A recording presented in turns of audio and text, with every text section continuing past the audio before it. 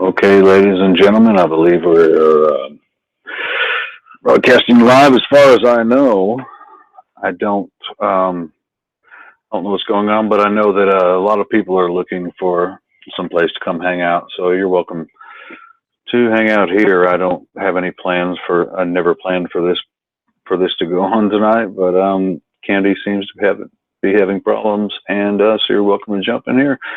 Let me try to send out some links. I'm going to mute my microphone. I'll be back.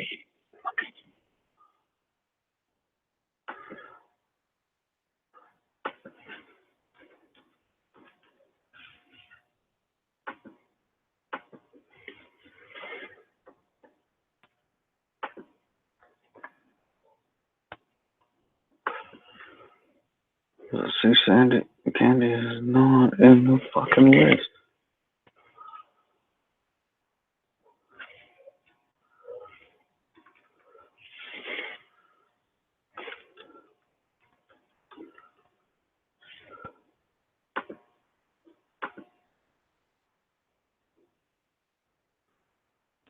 Let's see.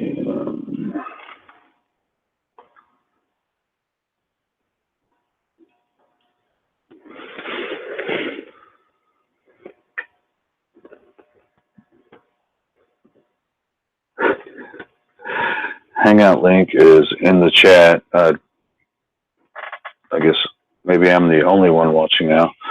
It may not even be working. Let's see what we got here. Damn it. Hello. Hangouts page. Looks like it's working.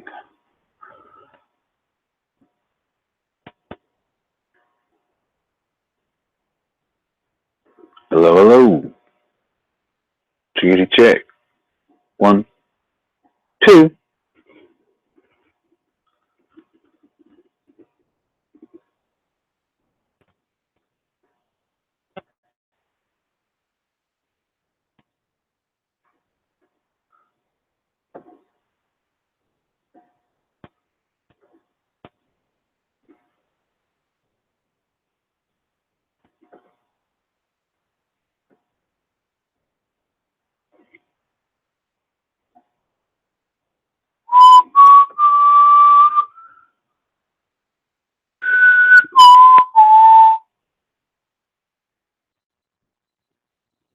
See, this ain't cool because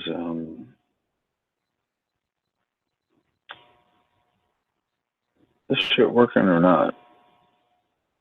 Somebody let me know if anybody's hearing me at all. It says 2 watching, so one of them's probably me, and now somebody else just jumped off. No, there's just one. So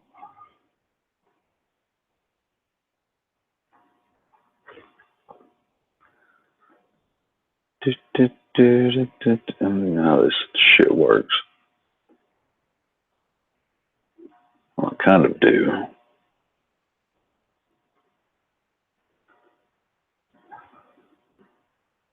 Hello. Check 1, 2.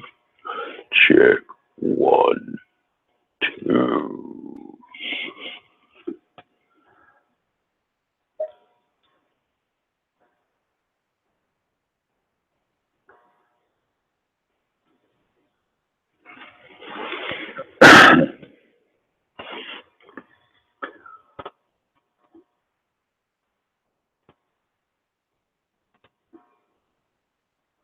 There's a hole in the bucket, dear Liza, dear Liza. There's a hole in the bucket, dear Liza, a hole. We'll fix it, dear Henry, dear Henry, dear Henry. We'll fix it, dear Henry, dear Henry. Fix it.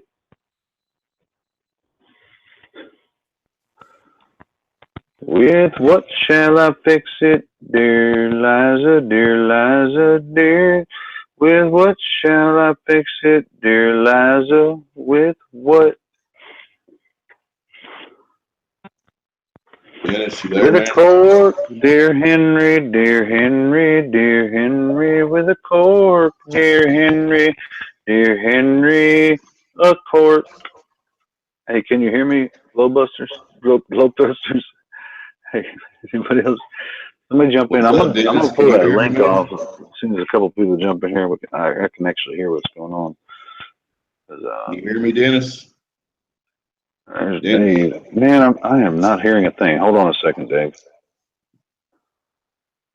My mic seems to be My working. headphone situation is Let's see the must little be comments. not working right. Hold on a sec. All right. This is not good. Damn it. Let me try this. Hold on. Let's see if this works. I've been pretty much just sitting here testing my shit. This your first live hangout? Output. Microphone. Wait. Oh, that's what it is. Hold on. I got the wrong thing. Hold on.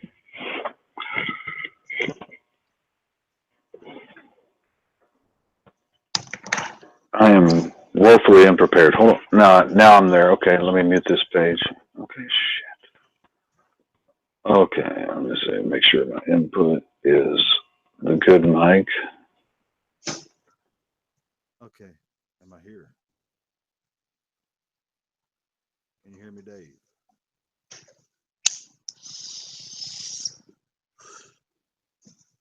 Can you hear me? You're real low. Can you hear me? Oh, I can turn my gain up here. Yeah, I can hear you, brother. All right. What's up, Dennis? Man, I don't know. I've just been chilling. Why is my volume so low? That's trippy. You might want to get that link out of the chat. I don't know. It's your call, though. Well, I mean, I just don't know if. Yeah, I'm sure people are going to find it. I just wanted. Yeah, I'll go ahead and pull it down. And Just then retract that message and you send people, I just posted it in Skype where there's like 30 people. So okay. Yeah, I don't have. Honestly, man, I was trying to find people on Hangouts and I don't use it that much, to work. I mean, I can post a link in a previous, Hangout chat, or whatever, and I probably should have or whatever, but I know you already know. I got to hold on a sec. I got to get my dogs back in the house. Hold on. you're good, man. I posted in all the places I know it's posted. So. Okay. Yeah. I don't know what's going on with Candy, but there was nothing going on. So, I mean, I'll post, like I said, I might fall asleep, but I'll leave it streaming as long as it don't get hacked, man. Well, as soon as we get somebody else in here, you need to give them some controls. I'm only going to be up for like an hour. Yeah. I don't know how to do that. We'll show you. You just do it through the Hangouts app? Yeah. On the left there, you got a control room. Go ahead and take care of your dogs first. And I'll show you. Yeah. I just got to let them in. I'll be right back. Okay.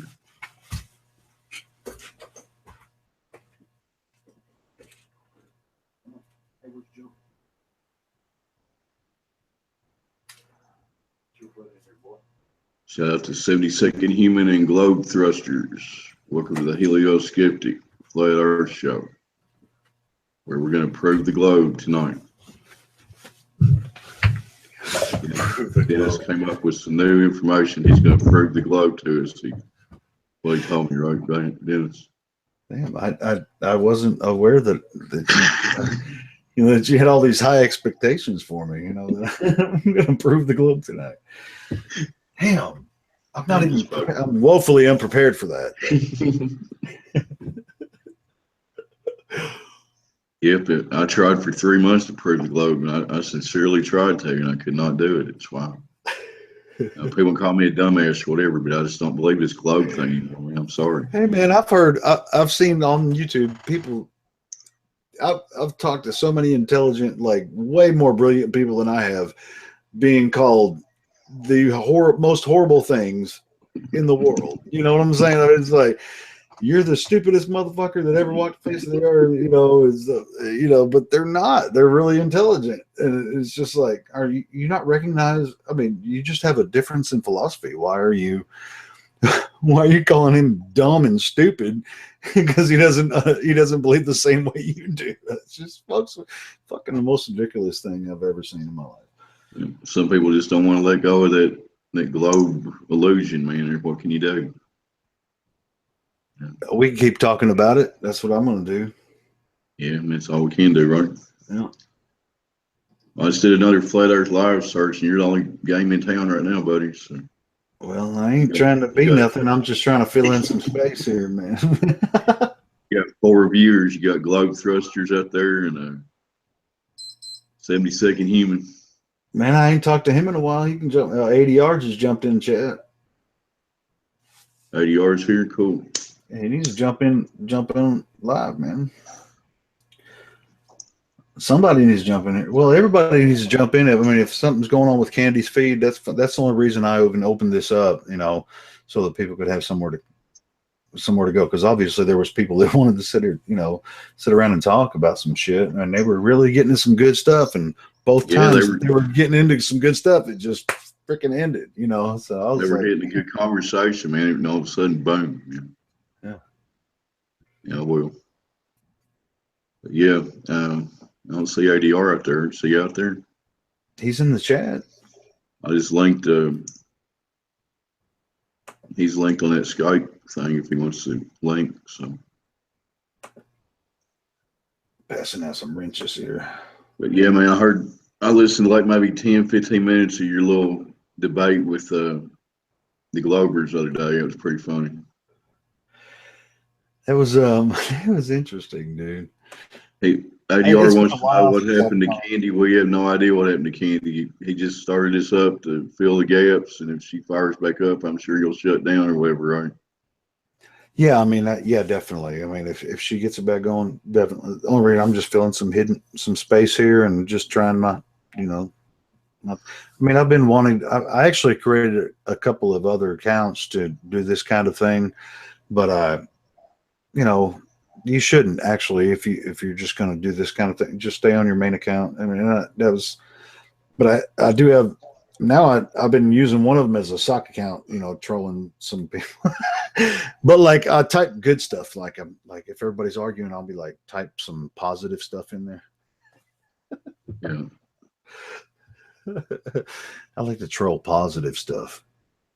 Yeah, I like to go to NASA places and be real polite and stuff, and just maybe they'll click on the link to your page and you have a playlist there of some flat earth stuff. Yeah. Somebody might click on your link, man. Like if everybody's arguing, I'll be like type some positive stuff in. Yeah. So that's kind of what I do. Yeah, when I go on those channels, because I mean, if you get real aggressive right off, they're just going to kick you out. So that yeah, I've been banned off so many NASA places. ADR's here. What's up? I love the Robert Downey Jr. face. Yeah. Like, where's the curvature? Where's the curvature? Where? Mic check ADR.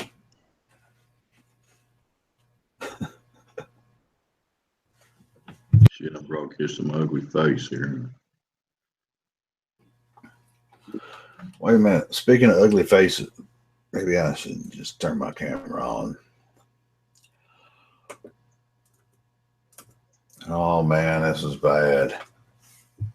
Oh no. You look okay. You got kind of a lighting issue there, but yeah, this is freaking. Oh, let me just turn that off. Whoa, yeah. All right. Hey, your mic working, man? I have well, this thing is usually louder. Let me unplug it and plug it back in. Maybe it'll be better because it's a USB mic. Because it's supposed to be a really good mic. I can hear you fine. I can't hear ADR at all, though. I probably just blew the whole thing up. Unplugging that. But anyway.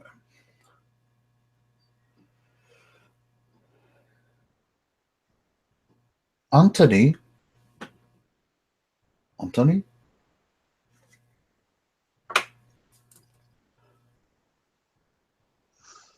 There you go. It's good lighting there. Guess IDR's having some mic issues or something. He ain't saying nothing. I guess so. So anyway, to give one of us controls, I mean, you probably want to give it to ADR because he'll be up later than me probably. You see that little thing on the left? It says control room. Control room. Hit the control room. Just got ADR's name and click the little drop down arrow and put share controls. Dude, he's out now. Oh, he dropped. Yeah. Well, you can give them to me to practice it if you want. You just click on my name, little drop down arrow, and it says share controls or eject. If you want to eject me, you can eject me. Drop down there. Okay. All right, I'm gonna get rid of you. I'm sorry. I'm sick of your ass. Don't ban me, bro. Don't ban me, bro. Don't dox me, bro. But anyway. Okay, yeah. So that's how you do that, right? So they have equal controls as you do through the. Yeah, you can like go to bed, then they can do everything except take it off the air. It's the only thing they can't do. Oh, good. So ADR's back up there in the chat. You have mic issues, man? What's going on? I don't know. 9 Angels out there. Phoebe, shout out to her. Long time flat earther.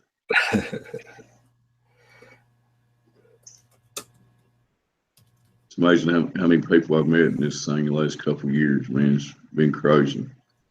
It is absolutely an experience. Yeah. It took me a good 6-7 months. I mean, I spent 3 months trying to prove the globe. And I spent another 3 or 4 months trying to get up the courage to actually tell somebody about it. You know? And I went and told my family. Man, you know what? They all thought I was nuts. The day after I found out, when it finally hit me, the day after I was telling everybody. Yeah. I wanted to. I just couldn't do it. I couldn't. Are we reaching? This is the United States calling. Hello. Is there anybody in there? It's not if you can hear me. Just not if you can hear me. Oh, shit. Anyone home? Mic check. I'm getting no buttons. Mic check. Mike. We're hearing you now. We're hearing you now. Gotcha, ADR. Roger. 10-4, Roger. I got no green lights. Wait a minute. Maybe I have green lights. I can't see them because I got a green background. That's just great. I can hear you. You can't see your green lights over Robert Downey's green helmet or whatever, his green shirt. Right? Foliage in the corner. It just works perfect, so I can't see shit. That's great. Ah, great. You're a badass looking dude, man. What you talking about? You're a badass looking dude. Badass looking It's a dude? good thing. It's a good thing. It's a good thing. All right. It means that in a good way, yeah. I reckon. Well, you're a badass looking dude too, man. Yeah, unfortunately, that ain't me, and you're not going to see me tonight because it's 3 o'clock in the morning. That's Robert Johnny Jr. and he's black. But he's black, yeah. That was one of the funniest part of that movie. I don't remember the lines, but when he was trying to talk jive with that actual black guy, and the black guy was giving him shit about it. I don't remember the lines from that movie. I remember cracking up the whole time. Though. That movie was hilarious. Tropic Thunder. Yeah. I like the look in his eyes, like half fucking insane, you know? Like, man, what up? Yeah. Yeah, love him or hate him, he's a damn good actor. He's played a lot of different roles, and he's always done good in all of them that I've seen anyway. Robert Downey Jr. Yeah, the caption that goes with that picture is basically, it's like you never go full retard. Yeah. by me using that picture, I'm kind of going full retard. So that's cool. Well, there you go, man. That's just that movie. Honestly, is almost too full retard for me. I mean, I couldn't even watch it all the way through. I don't think I actually saw the movie, but I just love that look in his eyes. You know, it's just like Yeah, I mean, I'm not saying it wasn't a what good the movie. fuck. I was just like, I've watched some silly ass movies, but that was just like, holy crap. Man. It was beyond silly, especially the Tom Cruise character. That he was hilarious. Yeah, well, Helio, I gotta tell you, you look like a character out of Apocalypse Now. Well, we are in Apocalypse Now. What are you talking about? Shit. I'm talking about the one where they love the smell of napalm in the morning. Oh. So he was like the guy that was living in the little hut that Marlon Brando was looking for. Yeah, yeah. It's like, what the hell?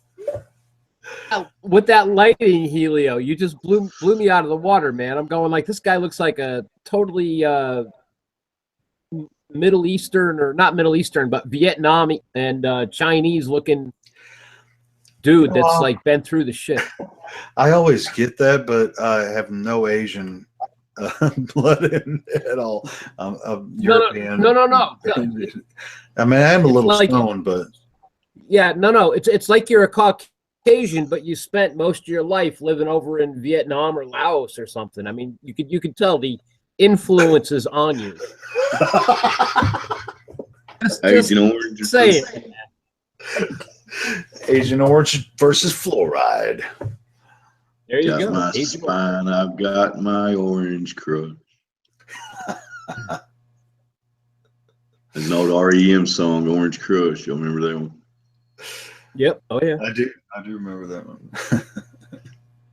Dave, I remember him when you sang them out there, man. But I was just talking to Ben taking pics after Candy got taken off the air, and we had a 12-hour conversation. What we talked about, I have no clue, but she was telling me stuff that had happened to her before I started talking to her.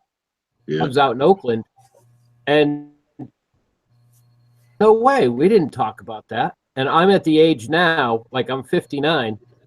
I'm at the age now where it's just like, wow, maybe I did miss all that, you know? Yeah. And I'm thinking chemtrails. We're getting dusted all the time. Could be. Yeah. Well, good news, Helio. You got 9 viewers. You got no thumbs down yet. 2 thumbs up so far. Oh, I guess. I guess I don't even. I mean, the only reason I opened this up because there wasn't nothing going on, and I was like really interested in the conversation that was going on Candy's channel. And I was like, yeah, they had a full. That was the second time. That was the second time it dropped out, and I was like, I was hoping people would jump back in here, and I'd just kick back and listen to the conversation. It was going good. You might want to go ahead and control up ADR because you'll probably be up later than me. Yeah, I tried What's that? to do that. Oh no, man, I'm going to bed shortly. I just came on out of curiosity. Oh, okay. Trying to figure out if we had to take jets down to North Carolina to make sure Candy was all right. Yeah, I don't think anybody can contact her. I looked on Skype. It's only like I'm in that Skype group, and I don't see her. But that creep Chris Trueseeker didn't even get back to me on Skype, so I hope he's all right. I don't know what's going on. I know it's kind of weird. Everything just fell off, and nobody's saying anything. I miss his Candy, and she never got back to me. So I don't know. I kind of figure that Chris is probably all wrapped up in wires trying to make it work again, but I have no idea. I imagine he's probably doing other stuff as well because he's always doing something. Well, for Chris, it's like 8 a.m. in the morning, though, right? Yeah. Mid to bed. What he was doing was sitting on her hangout watching her back door so that nobody could come in and snipe. Okay. There's all kinds of tricks that go on. Hopefully her computer just crashed or something. Hope she's all right. Shout out to Candy if you're hearing us. Yeah, well, you saw what Kathleen wrote in the Skype chat, so I don't know. I'm just gonna chill on it. Yeah. I didn't see it. Yeah. Now I'm kind of out of the loop, you know. Well, actually, the way that we're connected, which is kind of scary, is through telephones and computers. And the comment that I got from this individual was that even with a personal phone call, there was no connection. Well, I'm going to post. I'm going to post the link in a previous Hangout chat that I had with Candy and Gem Panda. Just kidding. Gem is a gem, man. I ain't gonna post it in there because I did have one. I was Gem on is the a channel gem. the other night on Jem's channel. But anyway, I'm not gonna post it in that one.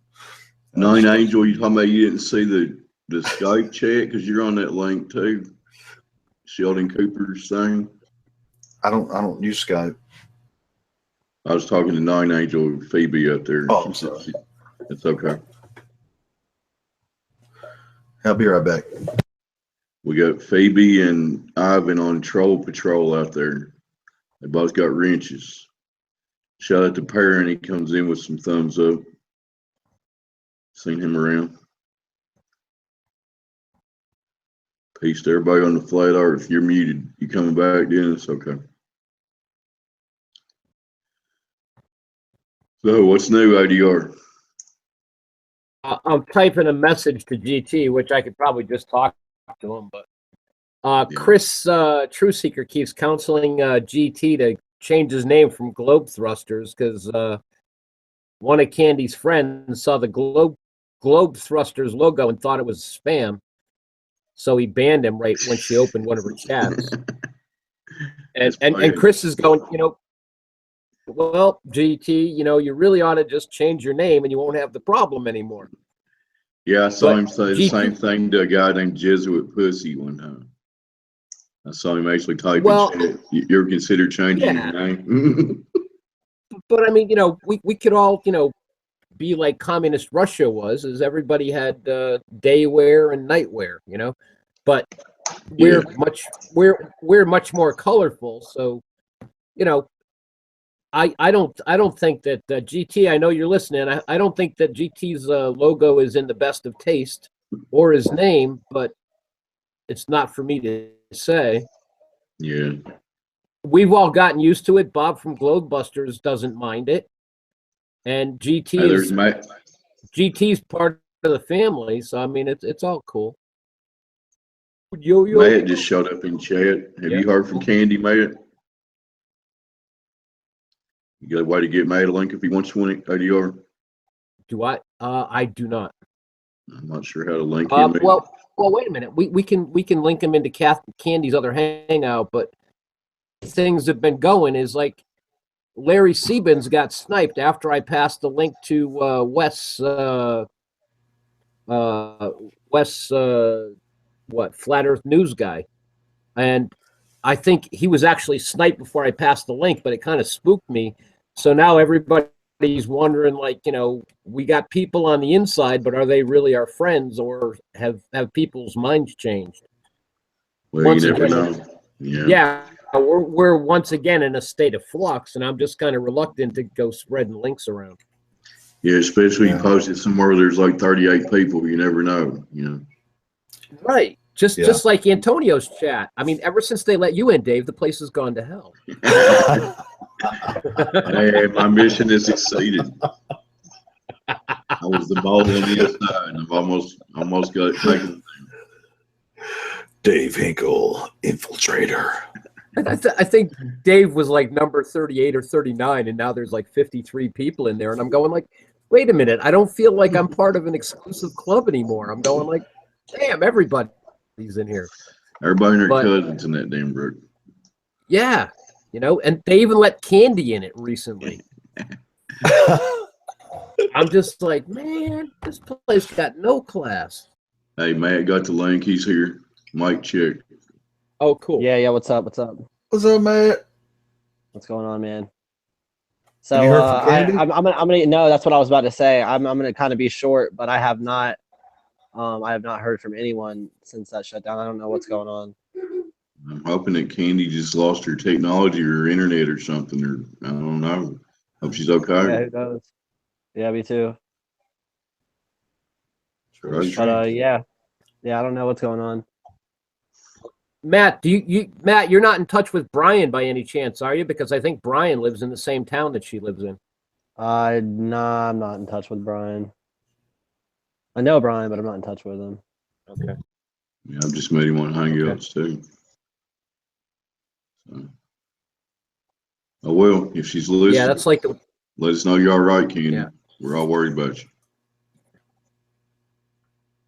Yeah, for sure, for sure. I'm probably about to go to the store though. I just wanted to get on here and tell you guys I haven't heard nothing. I got kicked out and then I wasn't able to get back in, so I was like, whatever. Well, the Hangout shut down. It was, you know. Wait a second, did you get sniped out before Candy left? No, I mean nobody popped in. It wasn't any sort of snipe I've ever seen. Well, see, Usually they Candy get in was there and running. troll. But wait a minute, Matt, were you in her latest one? Or because she had another one earlier that got shut down. Yeah, I was in. Yeah, I was in. Yeah, I was listening to Matt talk to Dredd in that last one. Right. Good. Yeah. Yeah, Okay. yeah. Yeah, I don't know what's going on, and everybody in there was cool people. So Yeah, I mean, you guys were having excellent conversations right when it was getting good. It just both times it just cut out. right when it was getting good too, man. We all said that too when it went off air. We were like, man, like that was just getting like good. Yeah, y'all were just getting into the flow of it, and all of a sudden, bam, you know. Yeah, well, I don't know, and I haven't heard nothing from Candy. I'll reach out to everyone and see what's up. I'm about to go to the store though, man. I'm mad thirsty. So all right, man. Well, appreciate it. All right. Well, if I have the time whenever I get back in, man, I might join back in with you fellas and chit chat it up.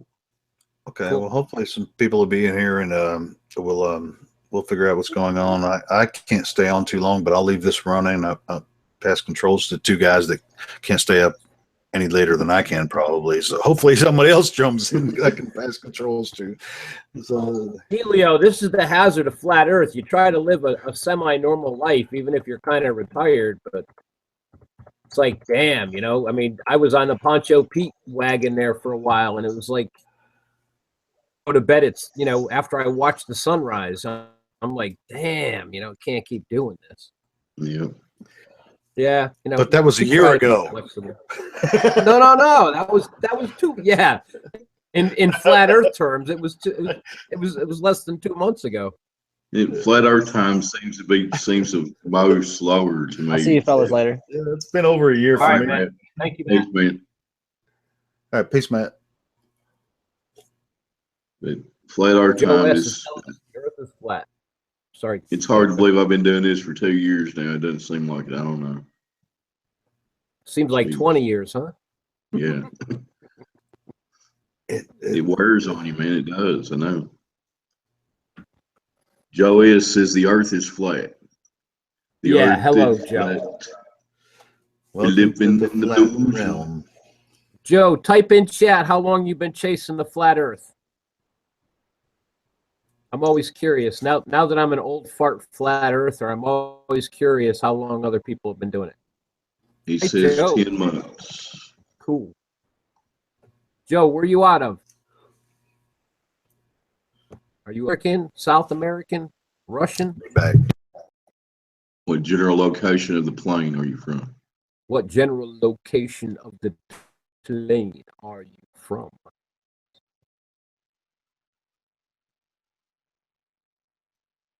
Toronto, the Canadian faction. Cool. Oh, he's up there with Chris Rock. Up north of the 49th. Yeah. Canada. I was born in Minnesota. I was close to Canada.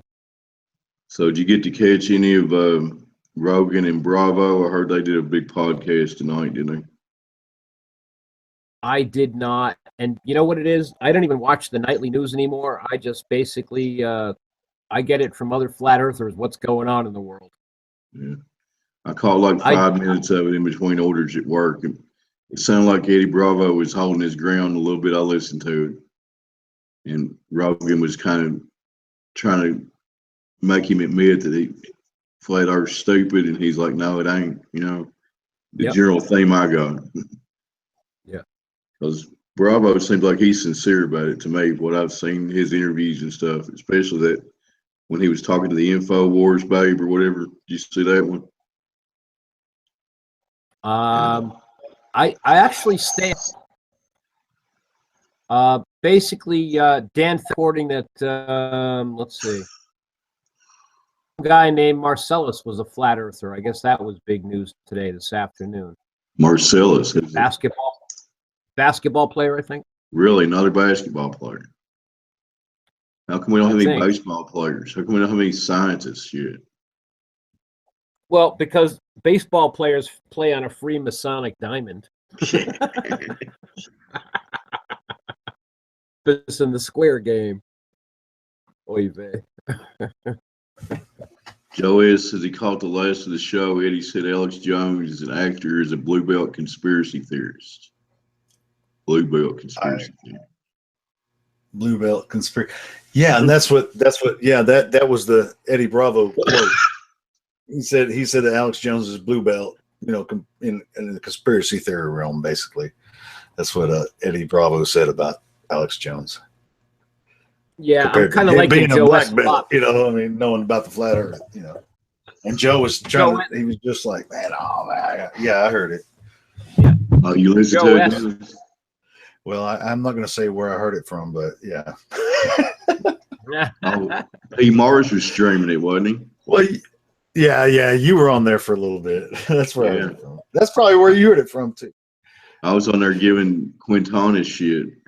Dude, I was giving a bunch of people shit on there. I'm still trying to recover from Antonio's expose last night, and then of course the night over to P. Mars's hangout, and all of us were over there throwing bricks at him all night. I got tired about 4 o'clock in the morning, and Antonio and Chris and a bunch of other people went off and hammering rocks and plotting and shit. So it was like, what the hell? Is this normal? Are we supposed to be doing this? You know, I mean, it's like we're grown men. Well, but you know what? It is the only thing we can do. This is the battlefield.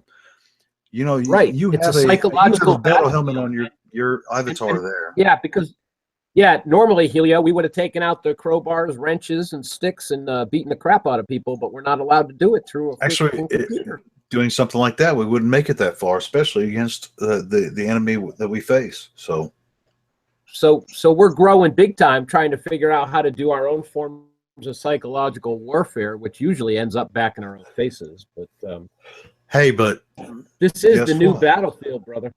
It is, and you know what? And you know when I have, you know, I need to close my door. No, this is the battlefield for. We cannot take up arms against this government. It's just impossible at this point. We don't have the resources. There's no way. It's just not even possible, and it never was possible for anyone else either. They always control the narrative. So this is the only platform. While we have it now, we have to express our thoughts and learn from each other as well, and enhance our understanding of where we've come from and where we've been, and build it all together into a giant tower, an inferno that burns these motherfuckers out, because it's absolutely insane, and I don't know any other way to do it, and that's why I'm here with you guys all day long. You know. Yeah. I feel you, man. You know, we're just little small voices out here in the wilderness, but you know, we're doing what we can, right? But you know, if you believe what other people's generally saying, this, you know, besides YouTube, it's like this flat earth crap is growing on the Instagram and the Facebooks and all the other places too. I mean, it seems to be like a groundswell is at least starting now. Would y'all agree with that? Yep. I feel like it's been, well, I mean, I've been in it for a long time, and I'm sure both of you guys have too, you know. A little over 2 years for me, but yeah, go ahead. Well, I mean, it's like 20 years for me. Well, conspiracies I've been since 2001. I didn't believe 9/11 from the get go. Oh, really? Okay. Well, that's what I'm basically getting at. I mean, I was, Yeah. you know, before 9/11, I was in libertarian philosophy, and I'm like, this government is totally full of shit. Both sides are just,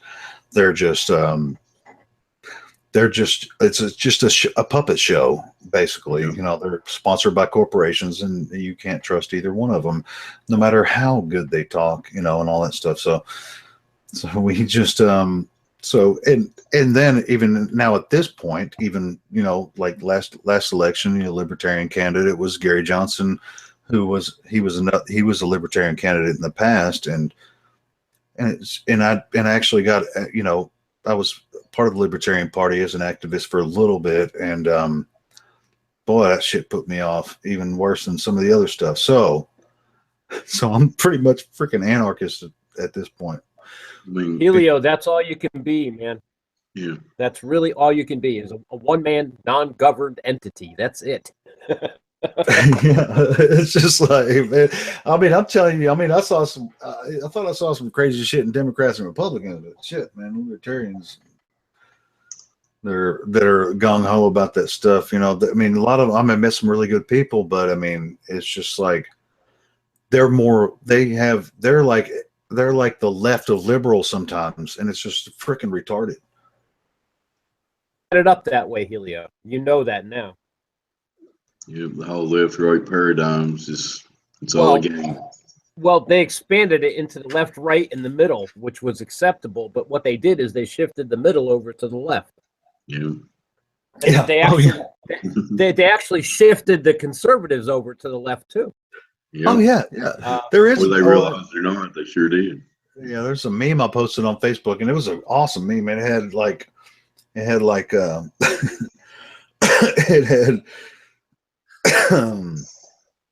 damn it, I can't remember. I could pull it on a Facebook page, but I'm not going to. Actually, I am, but since I'm talking about it and there's nobody else saying it. But it's like, I'll pull it up. But it shows, it's just a little meme that shows like the liberals, conservatives, libertarian, or no, it shows the liberals, the Republican, or I can't remember now. I'm gonna pull it up. Well, it's real simple, Helio. Helio, I've been studying this crap for the past 25 years. Okay, my whole thing was in 1992. My older brother gave me a book by a guy named James Perloff called "The Shadows of Power," and that was about who really runs the world, how it really works, and that was my first indoctrination back in '92. Wow, that guy's still around, James Perloff. I saw him on can't remember. He wrote a book pretty recent, like 2007. Yeah. Truth is a Lonely Warrior by James Perloff. Yeah.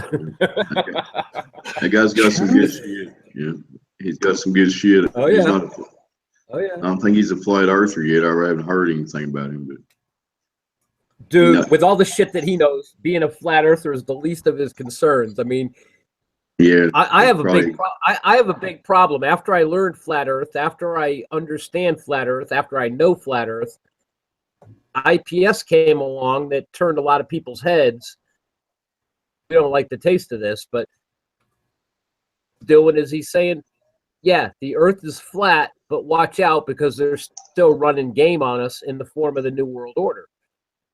And basically, what IPS has done has came out and interpreted that the whole belief system is nothing more or less than another form of religion.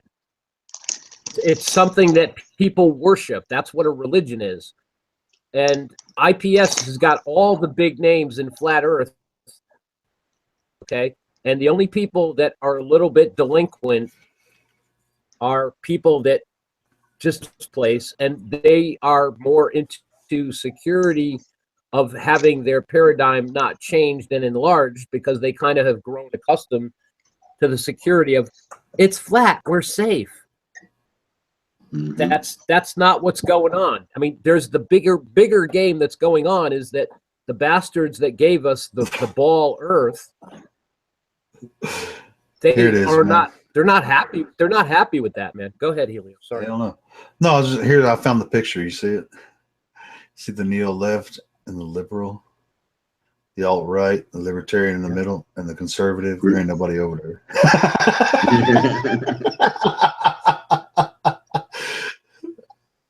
There ain't no conservatives. That's man, right, anymore. man. And what they did too is they pushed the libertarians out of the middle, and what we now have is the anarchists in the middle. Got the Teenage Mutant Ninja Turtles in the middle there. Right? Yeah, they're the libertarians, but I mean, it's like, I mean, we try to fight. I mean, as a libertarian in the United States, you would be like, I'm fighting for the constitutional principles, you know, but then once I started, when I started communicating with the Libertarian Party, they're freaking liberal, man, and it's just like, you guys are freaking out of your mind. Mm-hmm. You guys. Yep. Oh, look who posted that. Some guy named Anarchy Ball.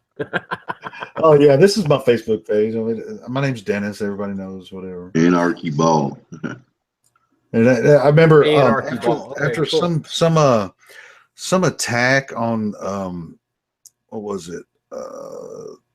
No, there was some Muslim attack or whatever, some fake Muslim attack or whatever, and everybody was just like, remember 9/11, the Muslims did this? Or I said, I can't believe there are people who still believe the BS official story about 9/11. Americans are so gullible. Please stop believing the hype from the mainstream media. This is on my main Facebook page.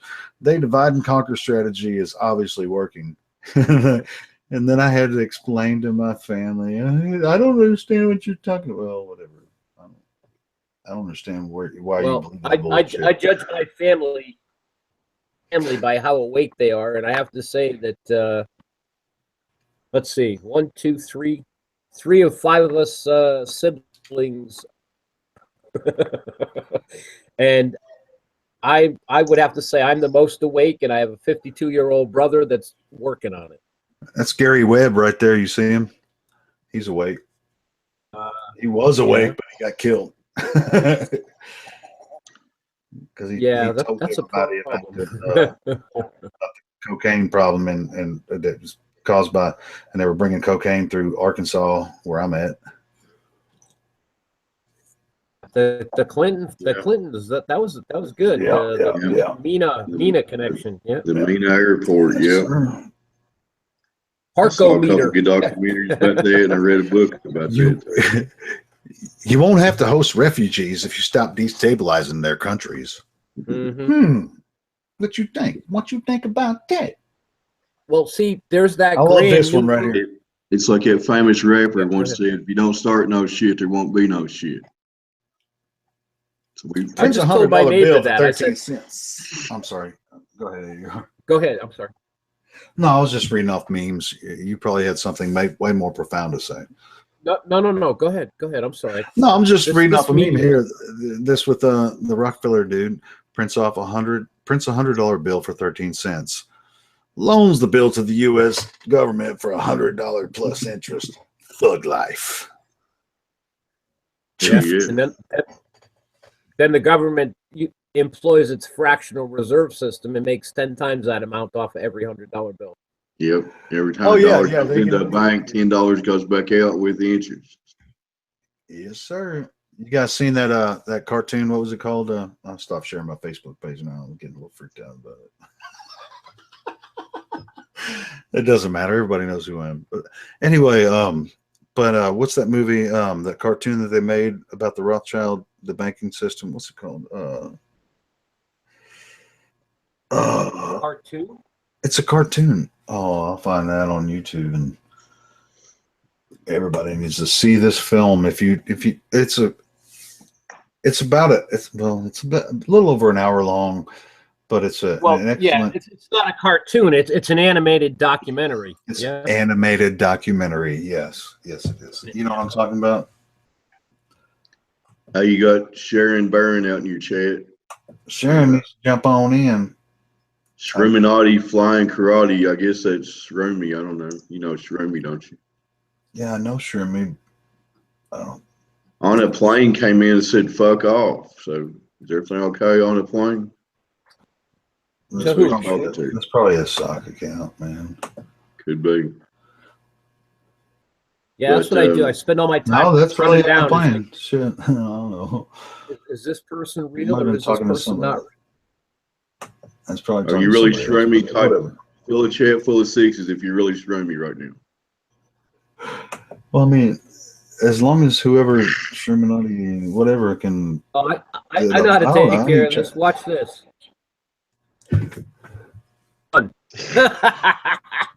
Yeah, I'm sure you recognize that Uh, account from other things.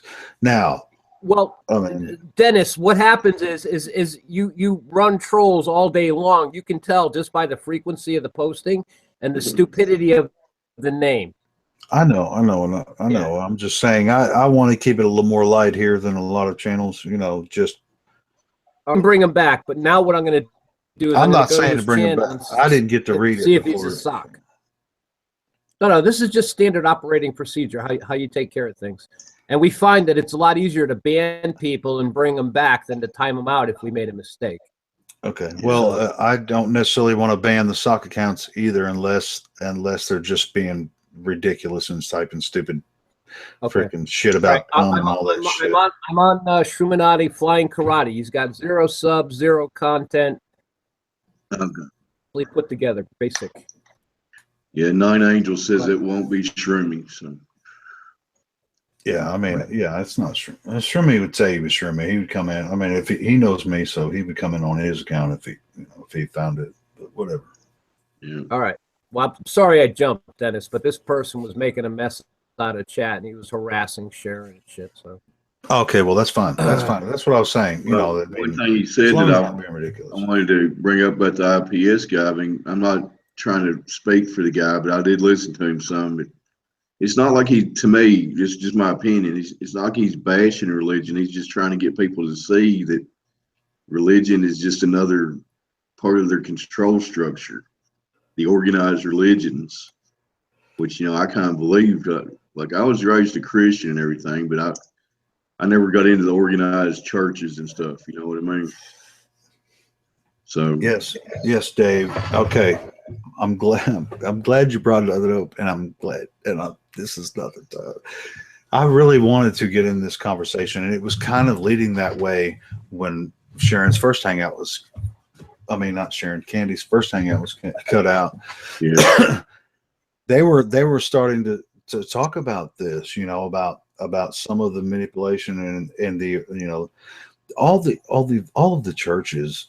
Well, I'm not I've been wanting to have a platform where I can Speak your mind. Yeah, go ahead. Yeah, just okay, say what speak you my feel mind about this. All right. I know you don't want to generalize too much, but just say what's on your mind. No, I don't have to generalize. I was a fundamental Christian for years and years. I was raised Catholic, and I was a Assembly of God worship leader in a very large church for many years. So, I mean, I studied the Bible extensively, and I have knowledge about those type of things. So, fair enough.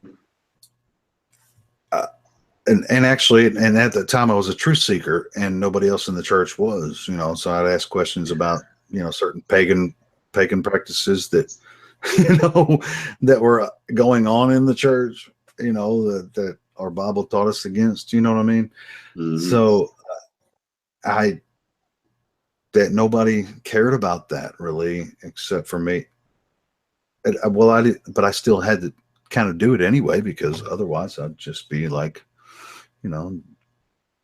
sitting at home, at the time. But I still wanted to learn more about the Bibles, which I did. I learned a lot about the Bible, but I didn't understand how you could just totally dismiss these pagan practices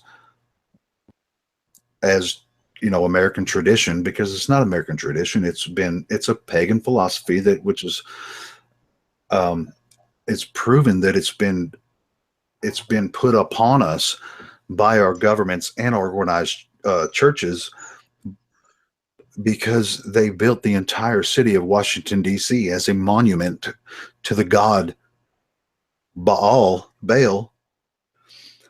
because there is a giant obelisk, which is called the Washington Monument, Yeah. And the entire city is built out into an upside down pentagram, which is a symbol of Baphomet, with the monument, is his large shaft, which is Baal's shaft. I mean, there's a combination of all the religions when it comes, and this is why you're right about IPS, because he's right about this, but he's wrong in other things.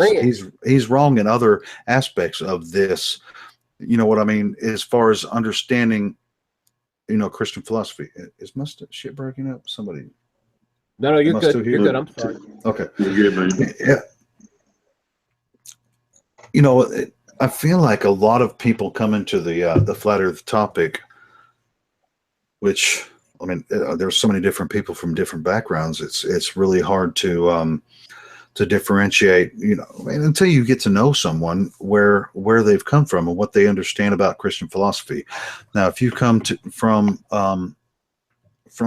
church, and if you've been into Protestant church here in America, or Catholic church, or it's just I'm in the South, so I mean most people are Protestant here. So, but even when I was, for all those years when I was in the Protestant church, so many different denominations down here in the South that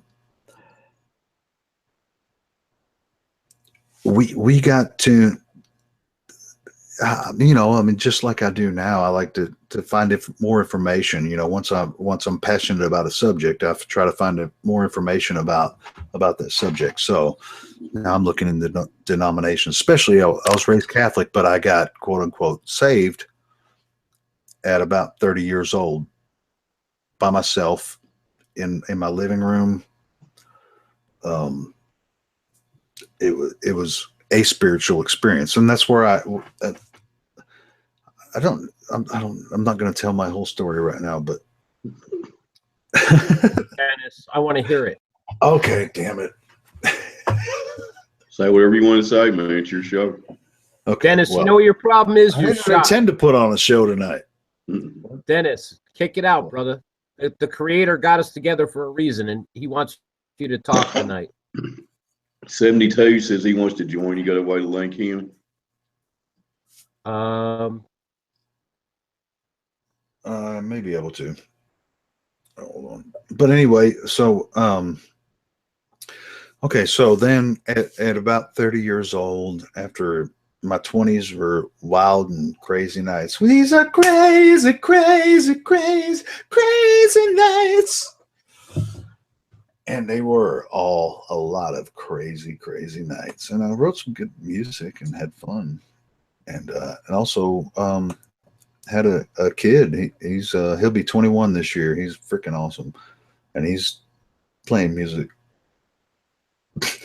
And I can't wait to see him. He's badass. I mean, he was playing in a band when he's 15 years old. And it's like hardcore shit, screaming stuff. But he's not even doing that anymore, which I do sometimes as well. How many do you play now? It's heavy shit. Guitar. He's a guitar guy. Like I'm a guitar metal, singer. rock, metal, and stuff. Yeah, it's like, yeah. He's badass. He's badass. But anyway, there was one night. I mean, me and his mom had split up, and I was working and had to drive, and I would try to get him as much as I could or whatever. She was living in Little Rock, and I was living in Jacksonville. It's like 20 miles different, different ways. But anyway, I had to drive a lot to spend time with him, and I had to work and stuff, and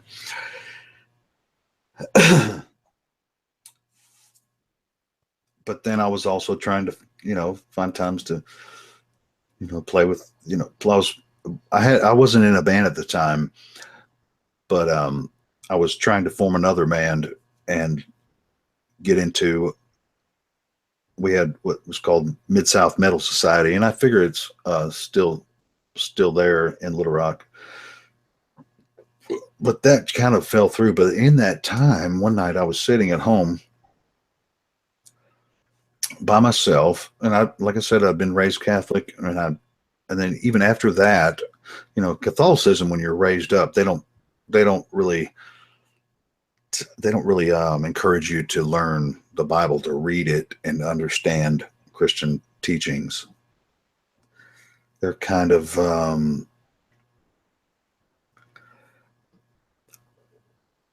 they're more ritualistic, and you understand, you know, certain things, and then you, not that they don't ever teach the Bible, but I just never felt like I was encouraged to understand the Bible.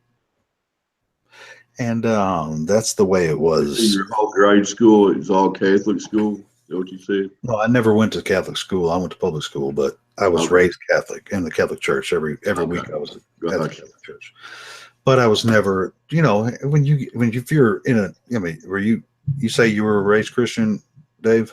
Yeah, I was raised like First Christian Church was my. Yeah. So you were taught the Bible, right? I didn't feel like I was taught the Bible, you know, when I went. For me, it was more like my parents dragged me to church every Sunday, and I never really got into it. And I never really trusted the whole organized religion thing. You know, but anyway, go ahead, Dennis. No.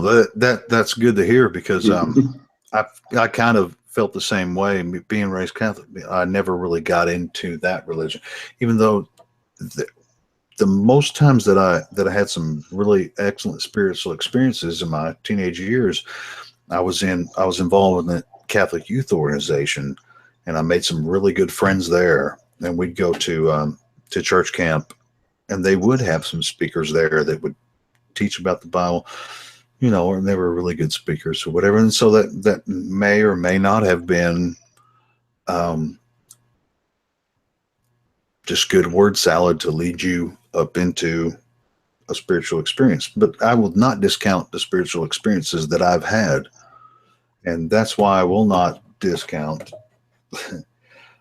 See, this is such a long story, and you guys are asking me to tell all of it.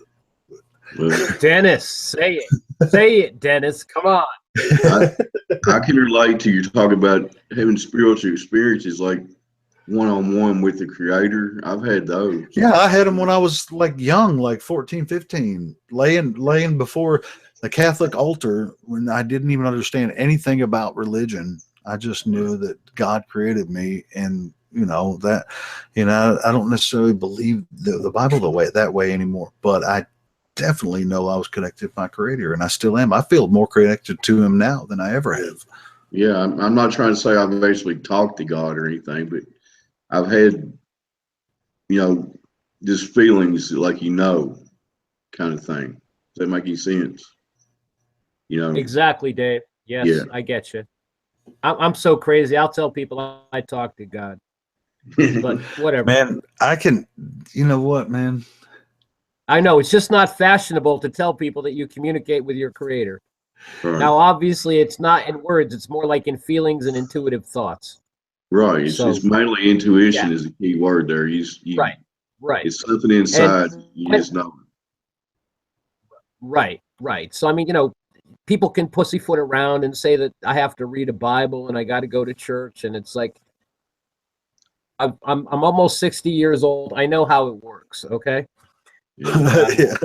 Just saying, Dennis. You know? No, but then at that point, I mean, like after I graduated high school, I had a full tuition scholarship for choir going to UCA in Central Arkansas.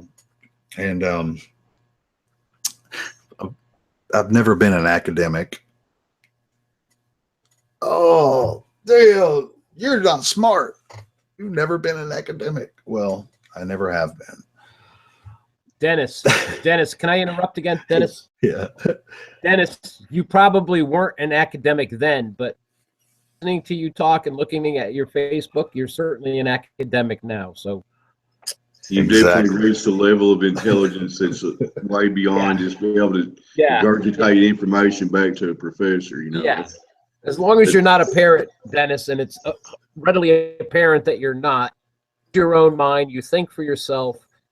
You're as academic as anyone needs to be. I'm quite sure, Dennis, that you're probably close to being some form of a genius. But next. Yeah, I mean, I don't like to brag or anything, but no, I'm just playing. No, but anyway, I dropped out of college. I had a full tuition scholarship, and that dropped out because all the classes.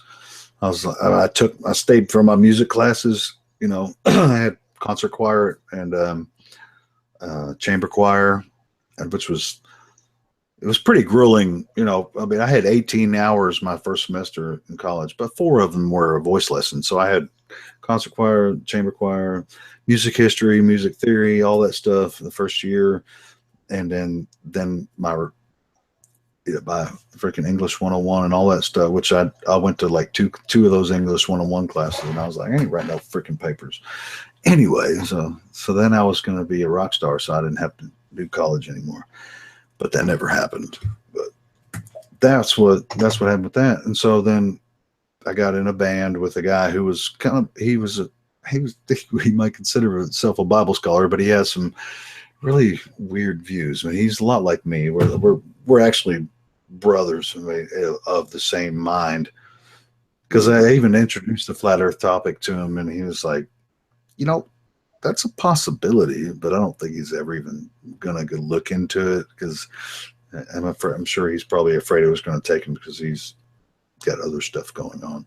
But he wrote most of the lyrics in that band, you know, and that's where I started learning a lot of things about the Bible, and that kind of led me into a different understanding, you know, leading me away from, you know, Catholicism, which never taught me deeper things about the Bible. They just taught me religion, you know, and rituals.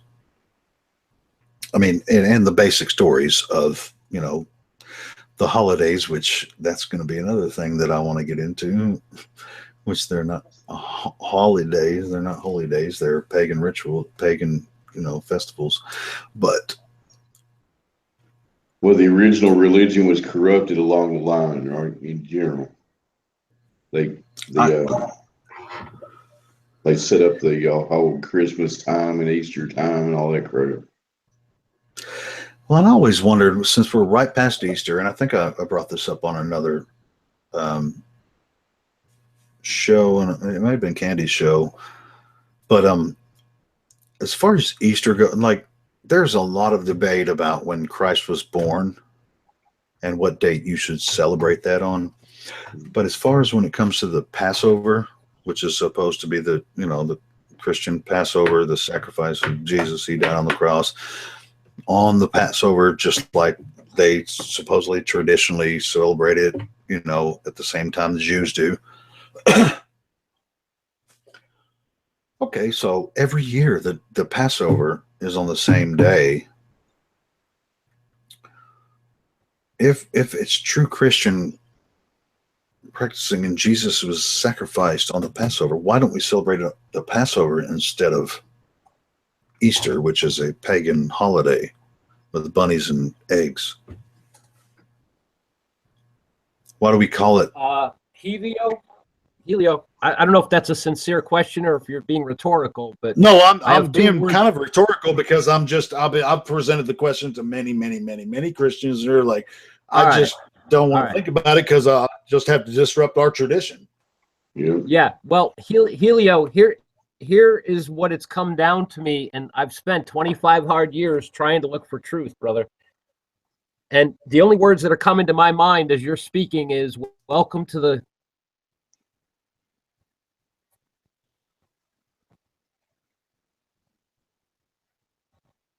Are you getting me? I lost your audio. Yeah, your audio went out. Say it again. We missed I'm sorry. Last sentence. 25 hard years of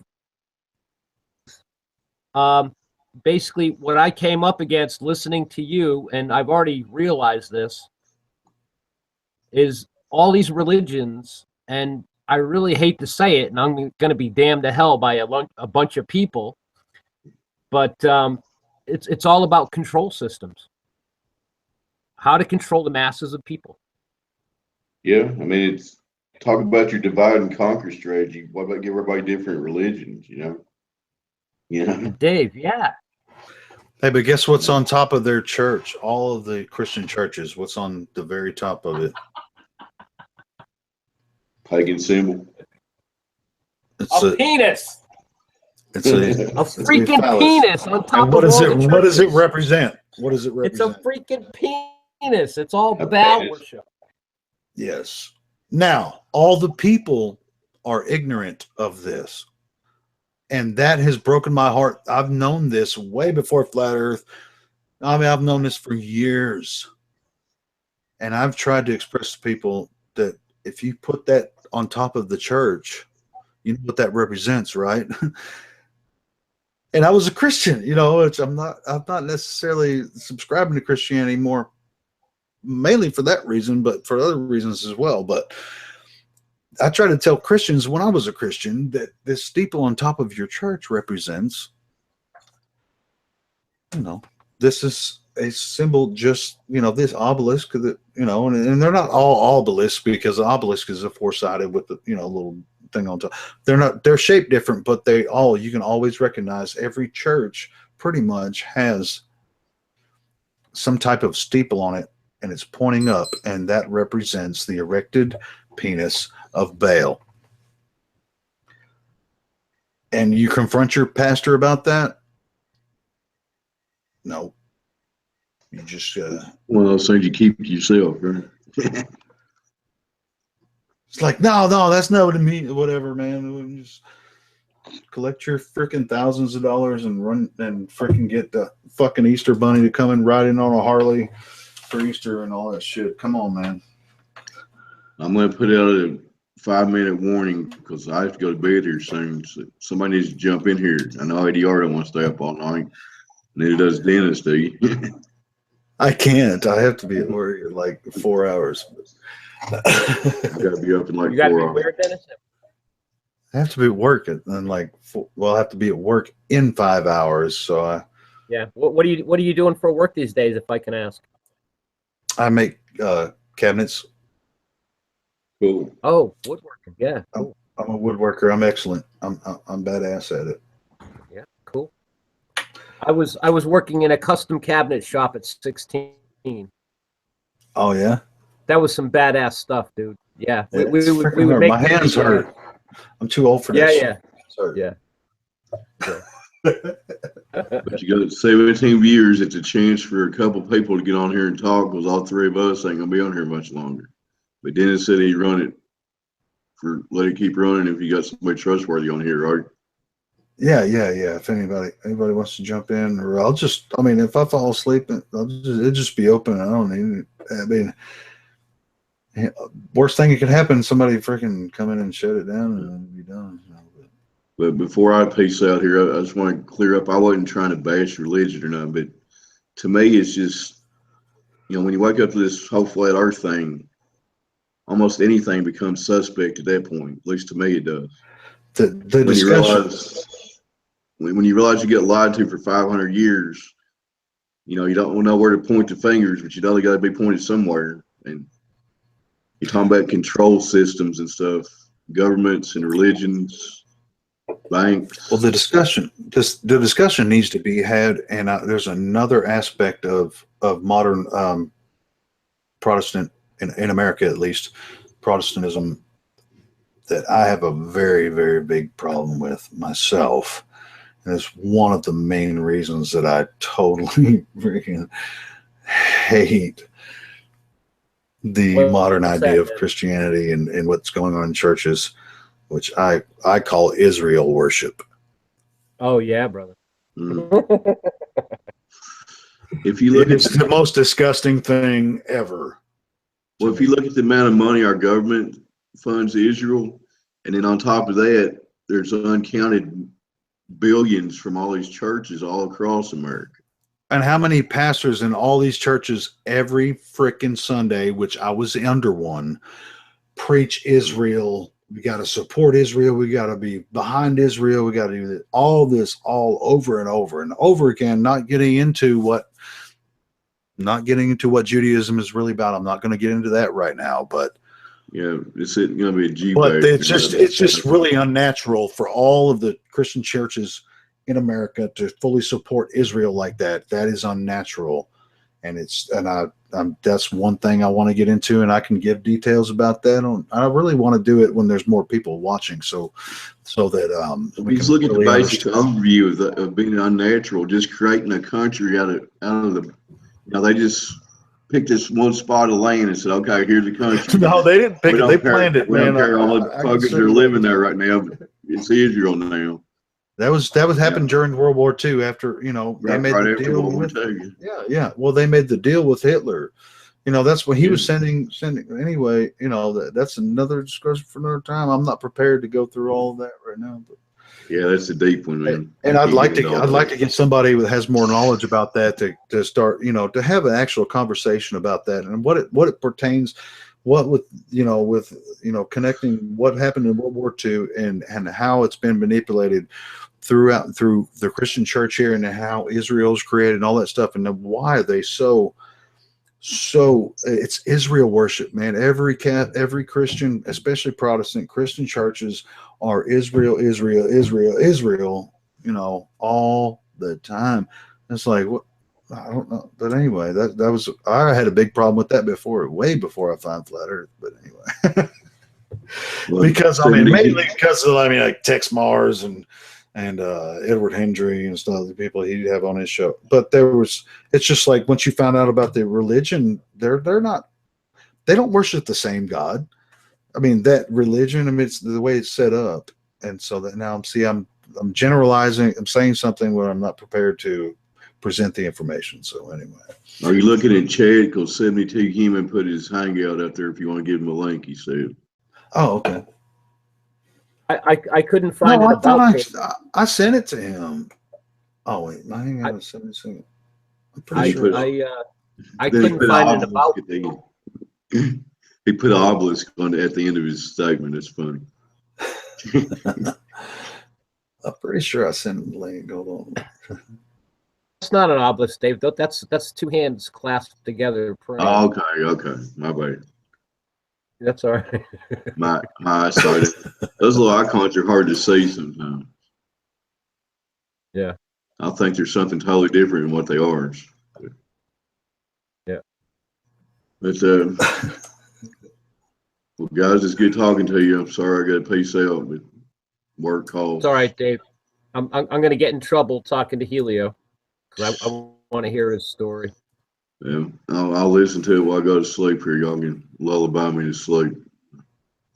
I'm a bad. I don't want to. I'm a bad boy. I don't want to see him using power tools with no sleep, though. It would be the first time. Good night. Good night, everybody. I appreciate you, Dave. I appreciate it. All right. We hope Candy's okay. Shout out to Candy again. I hope she's all right. Yeah, man. I don't know what happened there. Yeah, that was weird. I hope it's just a dropped phone. But I know she's got a computer too, so I don't know. I'm trying to get 70-second bang link, man. I'm tripping here. Dennis, how do you get 70-second a link if you can't find an about page on his site? Well, actually, I haven't looked on his page. I don't think. Let me see what it got here. Okay. Yeah, he doesn't have an about page. Do you have to go to Google Plus to get an about page and link the two accounts? I think that's what you have to do to be able to get messages. Yeah, but I've been wanting to find that out because everybody that's involved in the community should have that set up so it'd be a lot easier for us to communicate. Yeah. But well, the whole thing is I started on the internet and even before YouTube was around, and now there's just so many ways to connect up. I can't figure them all out. Kind of keep banging your head into new places, and sometimes things work, and before you know it, you're kind of connected.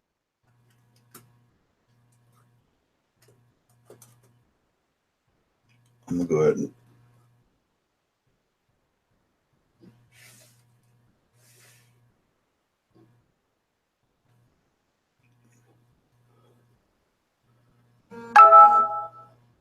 somebody jumping in, I think. Let's see who it Flat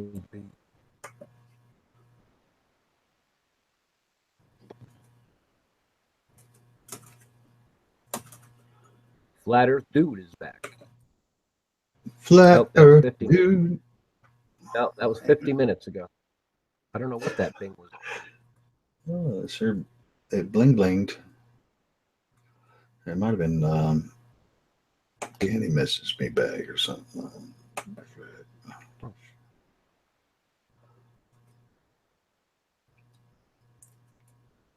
I put the message in chat, but I retracted it. But it doesn't matter. I mean, whatever. If you guys, there's nothing.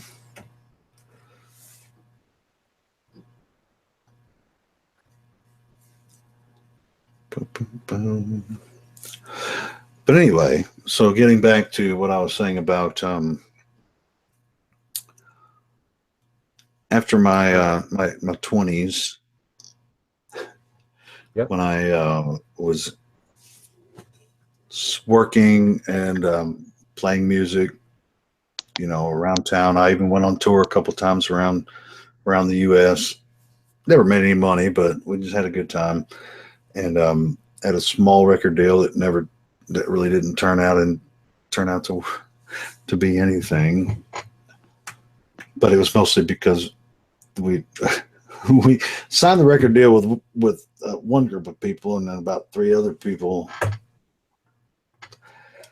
The two or three of those people dropped out of the band, and it just didn't work. But anyway, that's just part of whatever it is growing up. But Hey, 72nd, what's up? hey, you in there? Yep, he's in. Hey, what's up, fellas? Hey, brother. How you doing, man? Just medium rare, but I'm getting there. Cooking. So, what do you think about our crazy conversation so far? I'm not ready. Not ready, man. I got to get bullet points before I just come out and just, waste up bandwidth. What do you find interesting about it so far? Humans. I love people, man. All right. So where are you at, 72nd? What part of the States? SoCal. Oh, okay, cool. I'm in San Diego, San Francisco, LA, Washington State. Lower left corner of Cali. Yeah. I'm in Arkansas. Cool. Yes. Territory. Yeah, what happened? Did he ever like move back in there? What happened? I think he's living on the island, man, where all the dead people go, like all the dead actors that die 3 at a time. That's what I was saying. He caught the what do you call it? He caught the plane to the next plane. Have you seen him lately? He looks he looks like one of the zombies off The Walking Dead. Have you seen him? Yeah, it's nutty, man. That's pretty crazy. He was pretty good looking Well, when he first went in office. He doesn't look anything like that anymore. I was going to say, he's got to be pretty old now, right? Yeah, but do you know you notice how much the presidents age through the years? And it's like they get in office, they age, like 5 years every year. 72nd. How come you call yourself 72nd human? I've always been curious. It's just because of this number that haunts me everywhere I go. It's like a numerology thing. Like I'll drive out of my driveway in the first, like a car on wherever I'm going. License plate has it in the number. I move somewhere. It's the block is the 27 or 70. It's just a number that haunts me. And I've gone through this 1,000 times, being like, "Am I making this happen? Am I?" Gotten to the point, since I was like 13 years old, where it's not me like looking for it. It's like shoving the number like in my face all the time. And I've heard all the jokes about the Goetia and 72nd Solomon demons or whatever that is. I don't know. I've tried. If I had the my computer like took a dive on me. So if I could create content or even I write it down in like a journal about how it's just this freaking number, and it's like, I'm not going to get all weirded out, but I'll go down that route for a second. Like we're all in like some computer thing or whatever. I'm not sure about that, but all I know is what I'm experiencing is the numbers like everywhere I go, and it like just comes up in these, every movie, every license plates in front of me, people from Utah and California cutting me off just to put the number in my face. It's kind of gets annoying after a while. And I could come up with like 1,000 different things to tell you, but and if you told anyone this, you'd be like, "Oh, that guy's just like uber paranoid or something," or maybe he's like manifesting it. Like, you can come at it from like 6 different angles, but it just freaking haunts me since like I can remember. You know what I mean? And then as I get 72nd, older, I would go ahead. Yeah, go ahead. I was just going to ask you your age if you wanted to offer it up. I'm 59.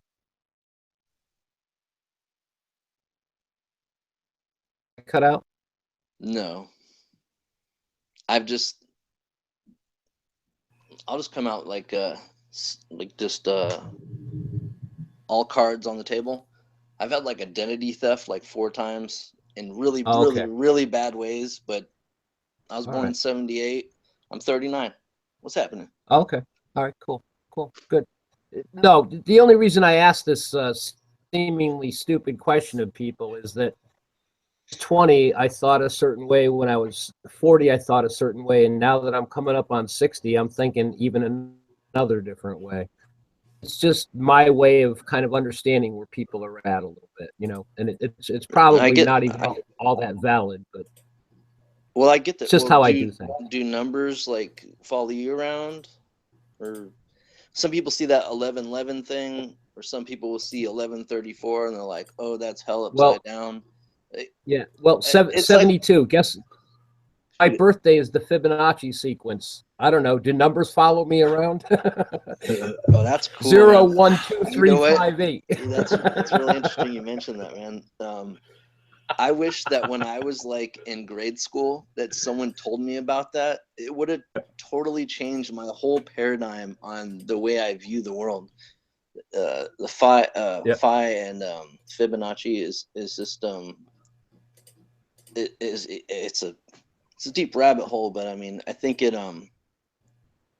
there's so much distraction in every way you can think of, you know, not just like north, west, south, and you know what, you could believe in this model or that model or whatever, but to have that one constant that goes through the way your hand is made, the way the pineapple grows, pine cones, all that's, I mean, it just keeps going and going, and you could get like really deep into it and like freak yourself out, or you can just, you know, come to peace with it.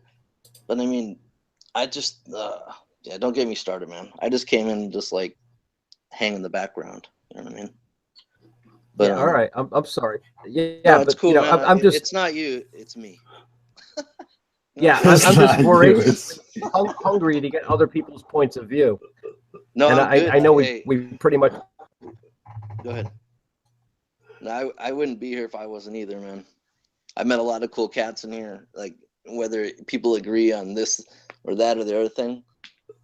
Like I said, I just like humans, like looking for answers and whatnot. I've always been in that since I was, even before I was like 4 foot tall, probably, you know, just back in grade school.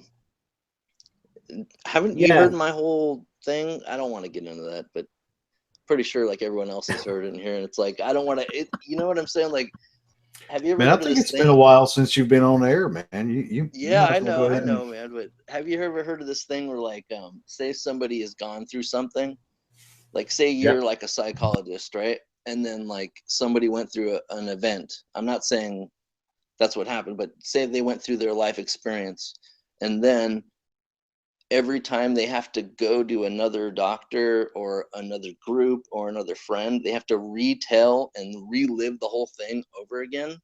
It's kind of like, it's kind of like beating a dead horse at that point. But I mean, I can kind of like wrap it up in a nutshell, but I probably wouldn't do any You know what I mean? You never know, and I always say that. I always feel like that. It's like, you assume that other people have heard your story because we run in the same circles, but at the same time, there might be someone that hasn't. There might be someone listening, and you might say something a different way, or that might touch someone in whatever way that they can relate to. So, I mean, and it actually, as you tell your story, you can bring out something that maybe you, in a way that you didn't really. You never know what's going to happen. In other words, yeah, I copy that. Yeah, that's why I'm so usually timid or I am too. Apprehensive to get in here. You know what I mean? Because you're kind of just bearing everything to a cyber area. You know what I mean? It's just, Yep. You know what I mean? And people that have people, not me, but just talk about some other person, not me, that has trouble with trust or has been exploited in the past. You're gonna be more cautious when you come on the platform and try to be oh, this is what my deal is, and then I mean, it's brutal out here. Whether you heard my story or not, it's nuts out here, and people are savage. You know what I mean? You've got friends, and you already know that. From some of the chats and stuff. Yeah, I wouldn't look at it, man. Just speaking generalities about you probably kind of got the feel of how you communicate on here, and whether you want to be real blunt about certain topics or anything. If you're just sharing something from the heart, you've been around a while, man. I think you get the hang of it, man. Yeah, I could just bring up topics and kind of hang and give my 2 cents, and then there's a whole another sense where on the other end, there's people are is this person even real? And that's just inherent with the cyber realm we live in these days. So I get that people try to probe and figure. I'm not saying you're doing it nefariously or whatnot, but you're just I've never met you or talked to you. So you kind of want to get a taste of what this person is coming from. So I get that. You know what I mean?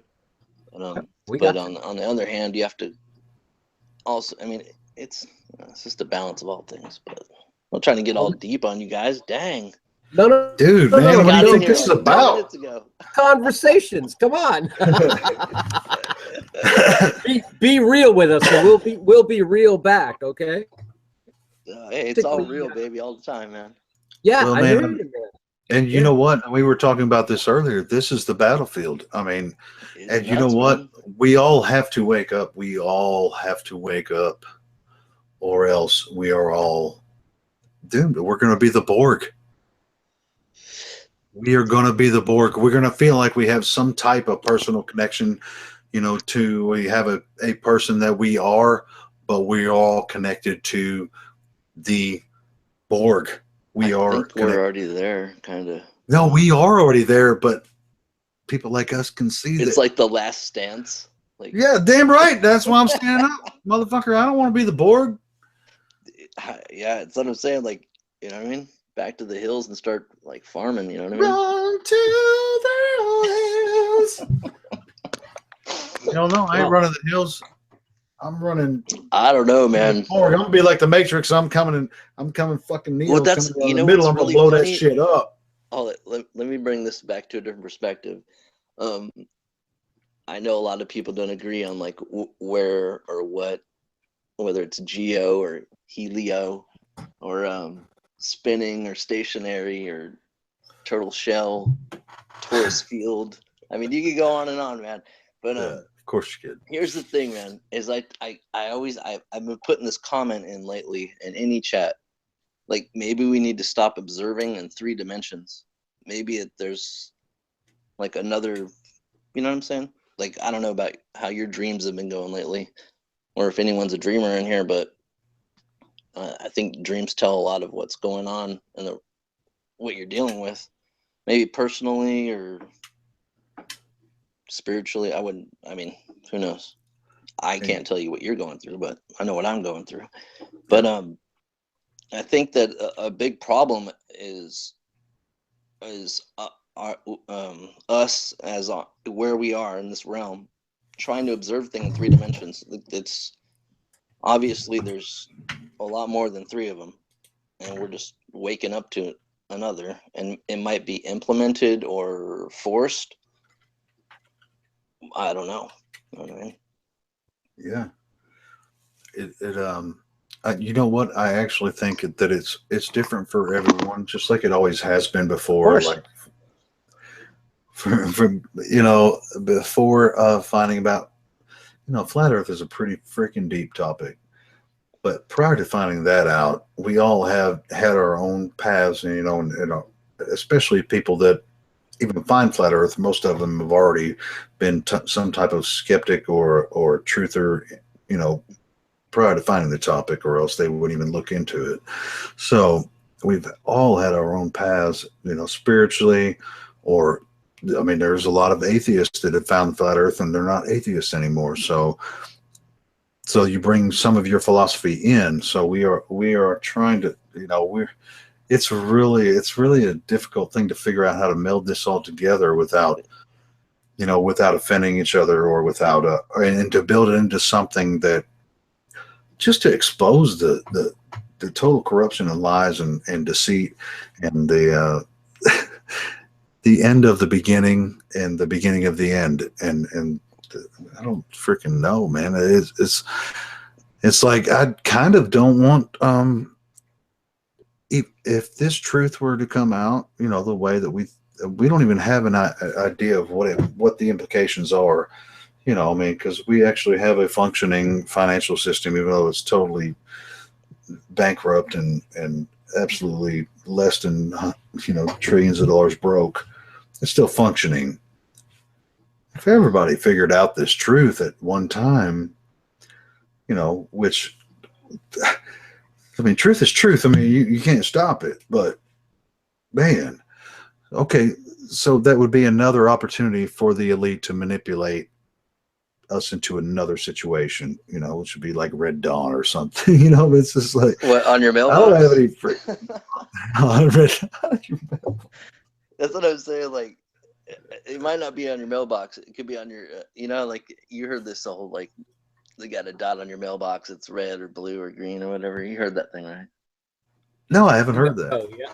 Yeah, like we're talking like We're talking like 5 years ago, Alex Jones stuff. But you got to like a dot, and like this family gets taken out if it's a red dot. This one gets taken away because there's like an engineer in the house, or this one gets taken away because they got arch negative someone. That wouldn't surprise me, because that's what happened after Nazi Germany, and they brought the scientists over. That's and we didn't like that. Never paper clipped.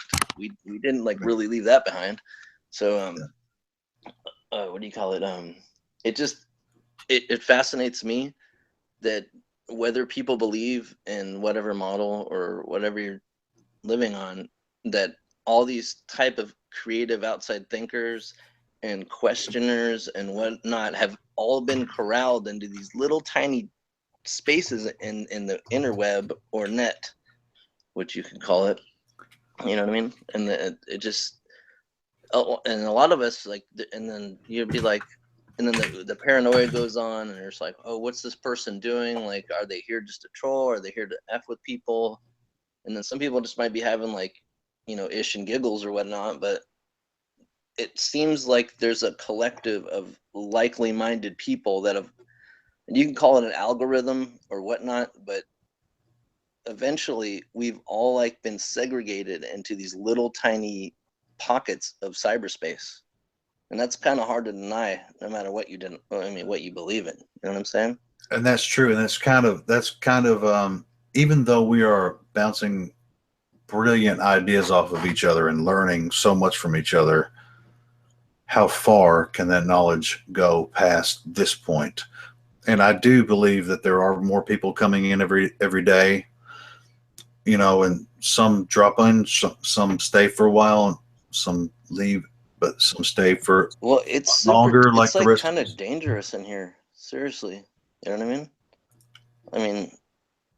I don't want to freak anybody out, but like you talking about like night bots, like scrubbing IP addresses and people in chat, like talking about like this whole doxing thing. Where the hell did that come from? I was like, really? That happens? Well, oh, I guess that's what they call what happened to me like 8 months ago. And it was like, really? Like, what? You got a question asked? Why don't you just ask the person? You know what I mean? Yeah, I've always found that. That's just effed up, man. Seriously. Hey, man, I've always found that. I mean, I think on my main page, I have my full name, and I'm in Arkansas. So, right. I mean, it probably wouldn't be too hard to find me, but, you know, I just really. Well, I wouldn't like go digging unless I like was. Yeah, but somebody probably already has. Some people, I mean, I've been on here for a long time, so probably somebody already has an idea of, you know, generally where I'm at, but I just really don't, honestly, like I was telling ADR, he's got the war helmet on right there. This is the only war that we have to fight. You know, if I have to die for this, this is exactly where I'm supposed to be. I can't, I mean, I can fire a gun, but I don't want to kill anyone. I want the truth before I want to shoot anybody in the head over it.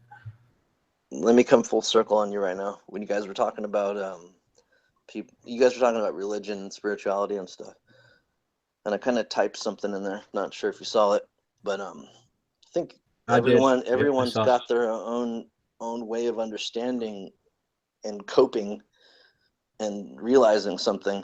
Now, say if you were, I'm not saying you, say if somebody was raised like Baptist, Protestant, Jewish, Christian, whatever, right? And that didn't take, or say if they had like some like Ray Kurzweil type of upbringing where like the parents taught them every aspect of every religion, and then the person turned into a nutter that wants to turn your brain into like an AI neural network interface. But everyone's got their own little path to go on.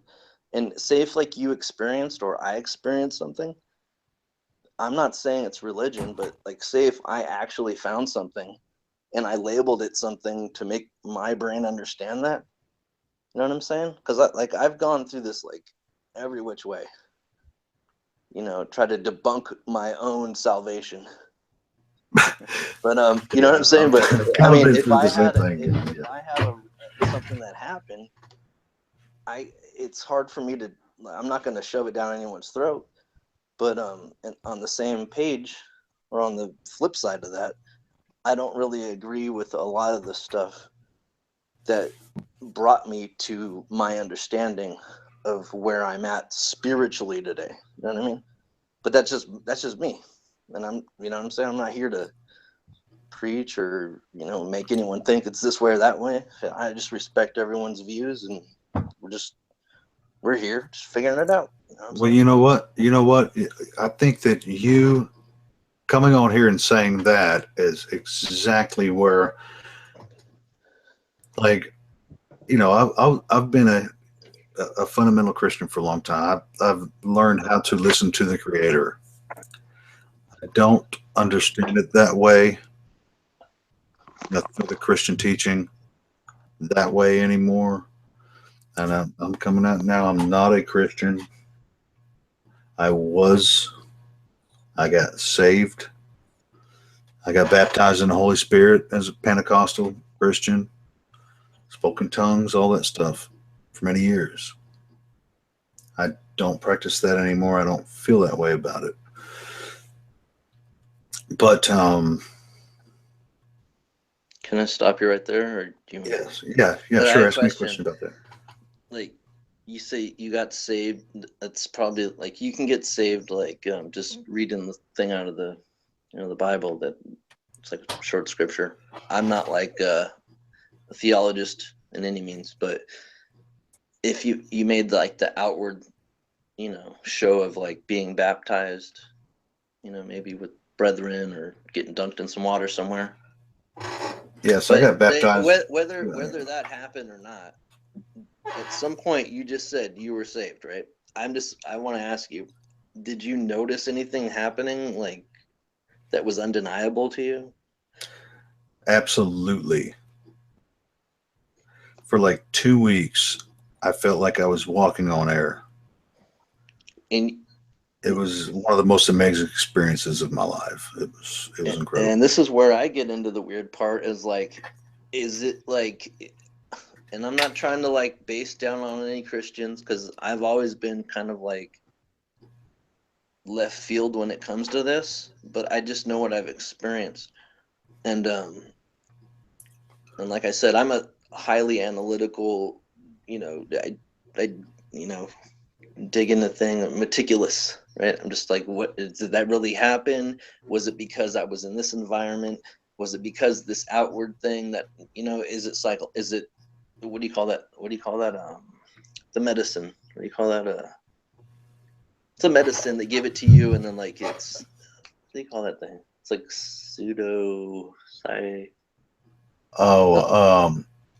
Placebo. There you go. Like that can happen, because I mean, even like if you don't believe in that stuff, right? You could be hanging out with some people that are high as F on something, and you might just like kind of absorb it somehow and get into this mind state of like, oh yeah, I'm tripping too, but I'm not really tripping. Or you can get in the state where like, this guy's a drunk asshole and I can't stand you. You know what the funny thing is though? What's up? I was by myself and I was drunk. And the next day, well, I didn't wake up because I didn't go to sleep. And all I could think about was trying to figure out how I could learn more about spirituality, about Christianity, and go to the church that I used to go to.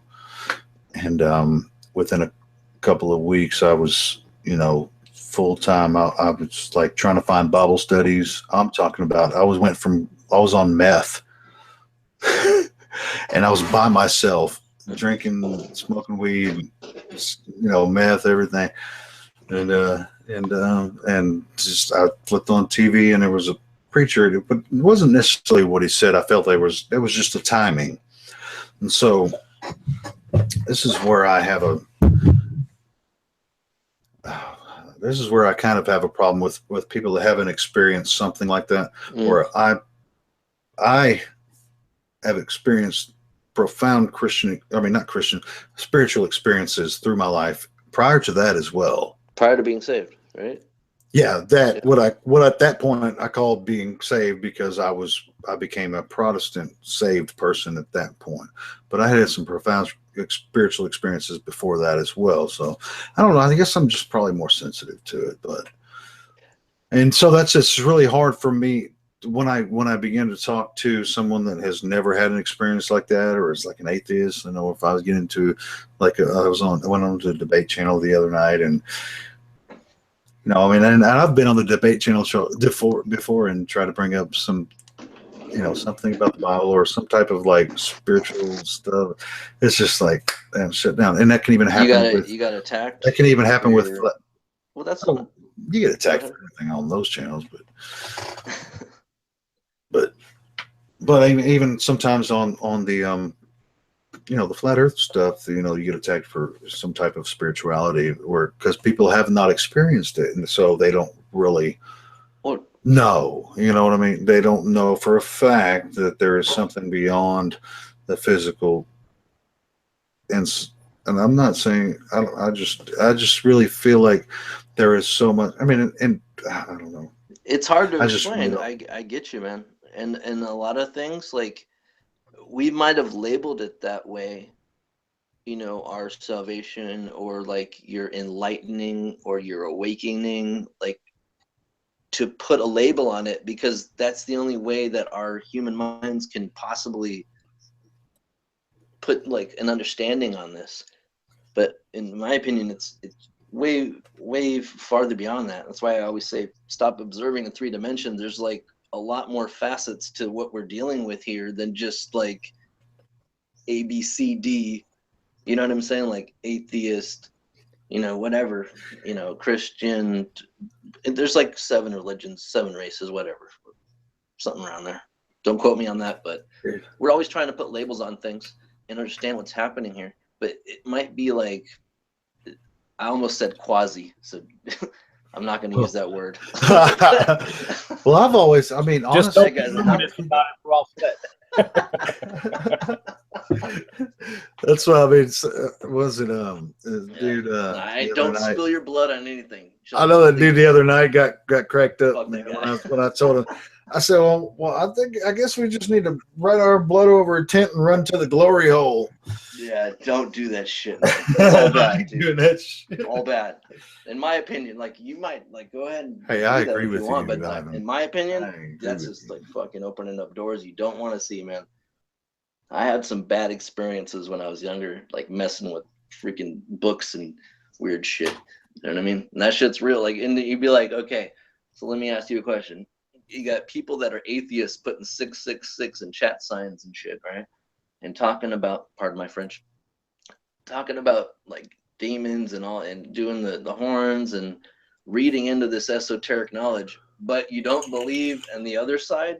I mean, you can take religion and spirituality all out of it. Cut it down to brass tacks. There's dark and there's light. I mean, I'm pretty sure everyone can agree on that, whether you believe in what or not, right? There's a heads and there's a tails. I mean, right?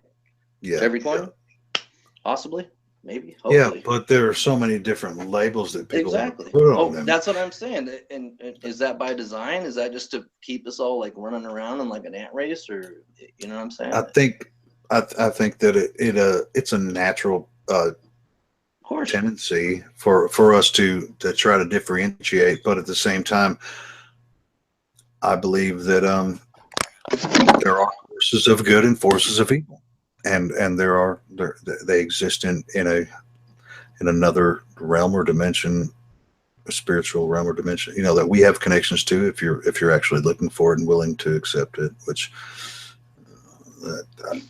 you want to know? But then really, there's go ahead, brother. You want to know what really chaps my hide, sticks in my craw, is when they call there's a reaction to every action, or there's a that whole Newtonian physics things. Like, why did he get his name on that thing? That was there way before that happened. You know what I mean? They call it Newtonian, plain old Newton. Like, yeah. Like, why did that they? is Why did they put interesting. his It's name like on the that yin and fucking yang, thing? right?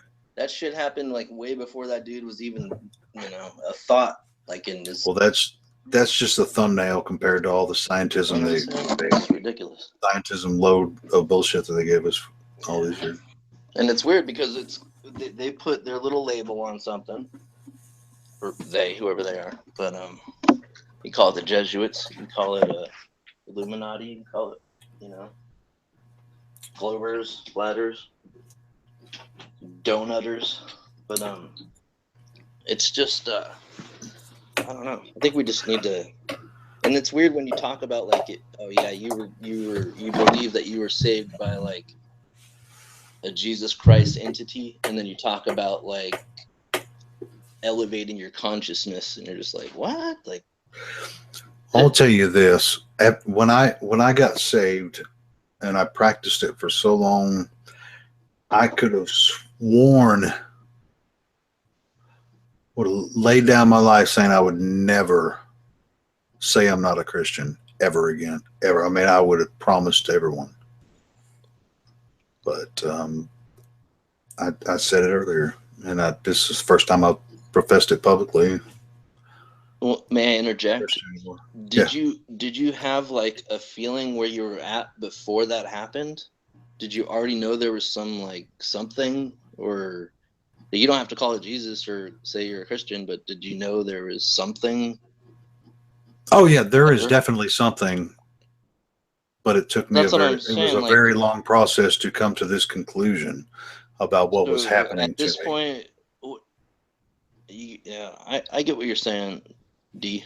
But I struggle with that daily too, because like I said, I've gone through like, different I was saying this in chat earlier. We go through different seasons musically. We might like to listen to jazz at dinner. And then afterwards, go rock out, with some death or whatever. Grindcore when you're like having tea in the morning just to get you going, or whatever. But it's the same thing, I think, with people, possibly. Yeah, I mean, as far as spiritual, go ahead. As far as the spiritual process coming, through Christianity, and the reason, one of the main reasons that I would even say something like this is that, experiencing that through a very large church that was part of a large denomination that I gotta start writing. It just really,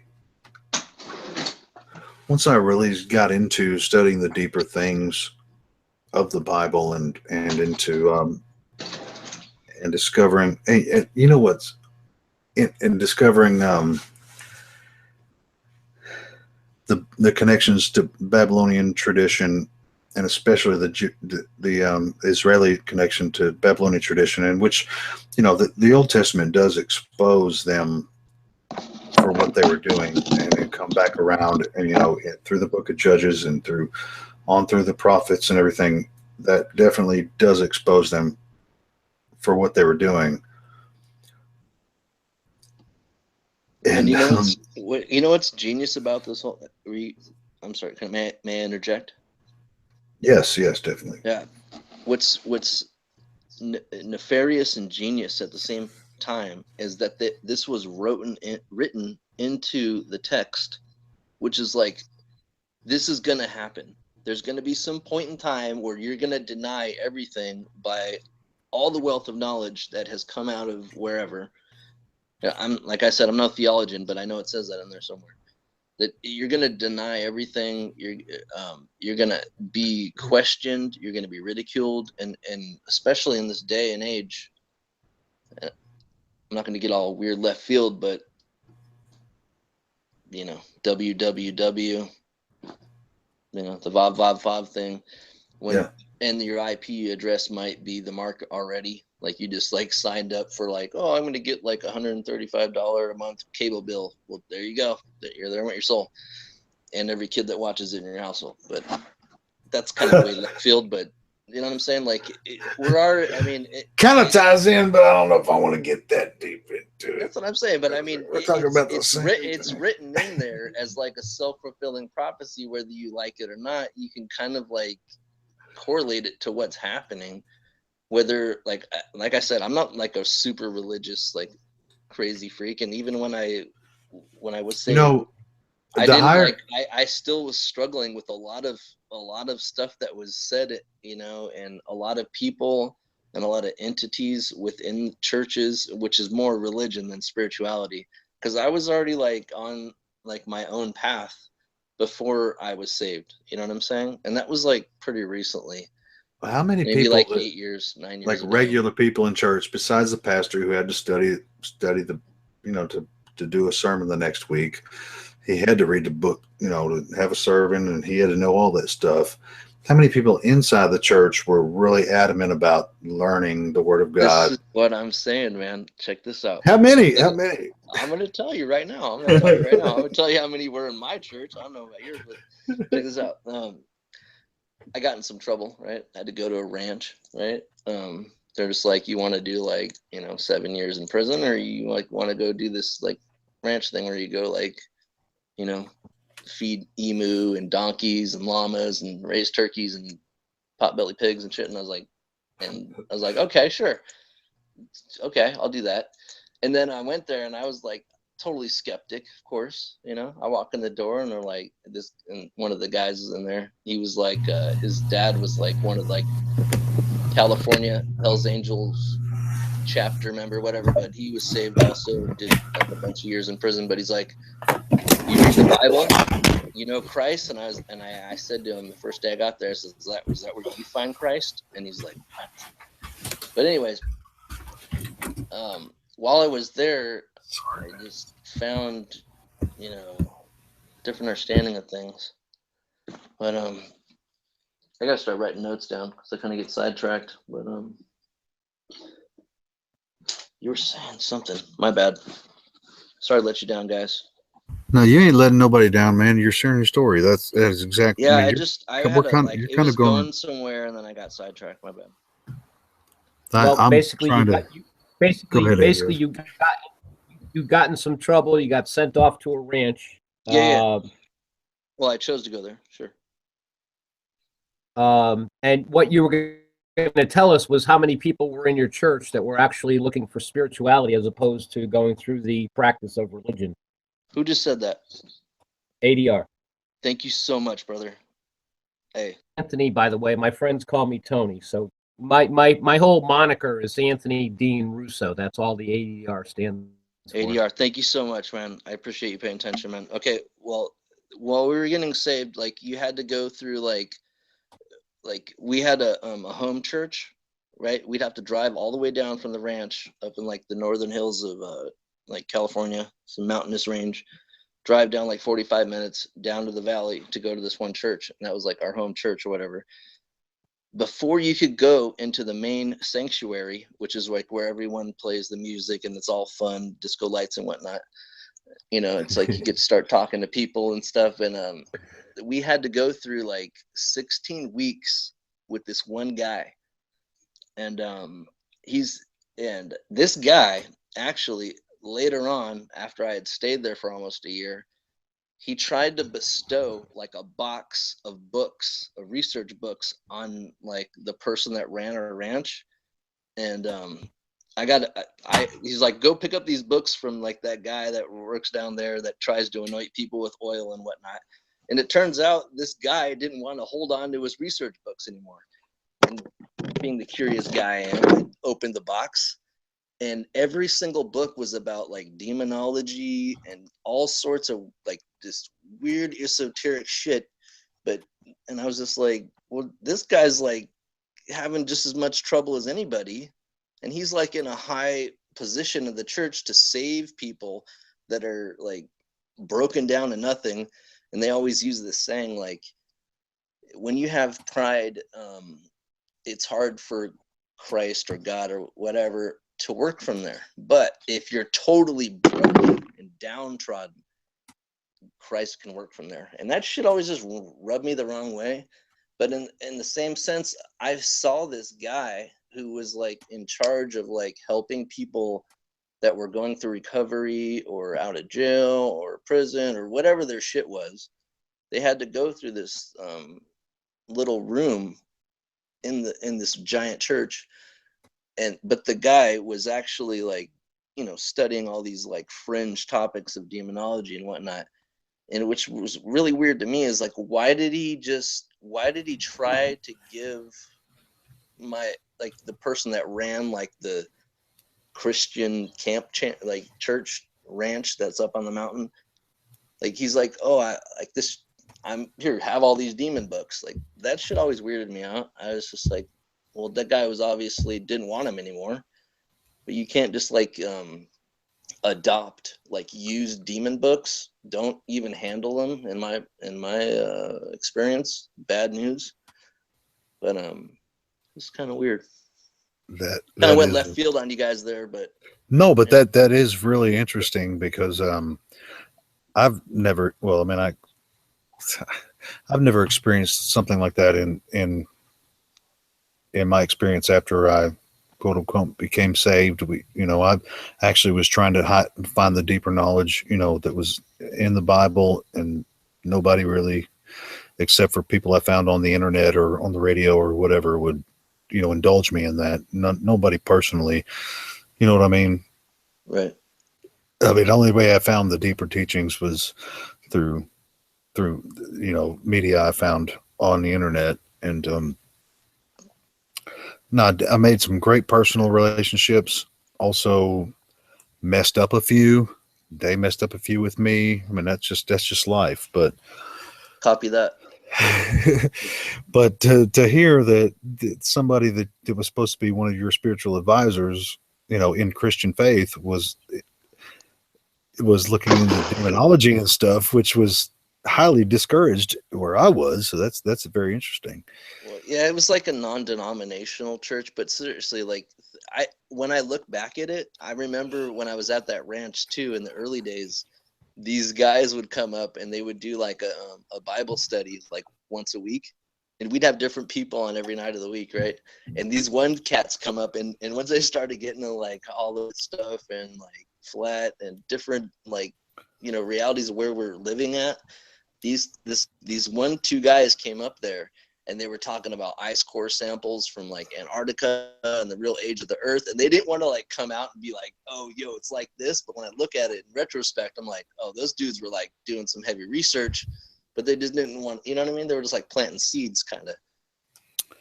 But there were some cats that knew what they were, you know, you can't just like lay it on somebody that's going through like, you know, they're like fresh out of prison. Like, I'm not saying it's me, but there was like a lot of cats in there that were like way worse off than a lot of things that were going on. You know what I mean? Some people caught like a simple beef, but some people were like, you know, third in time out of prison and whatnot.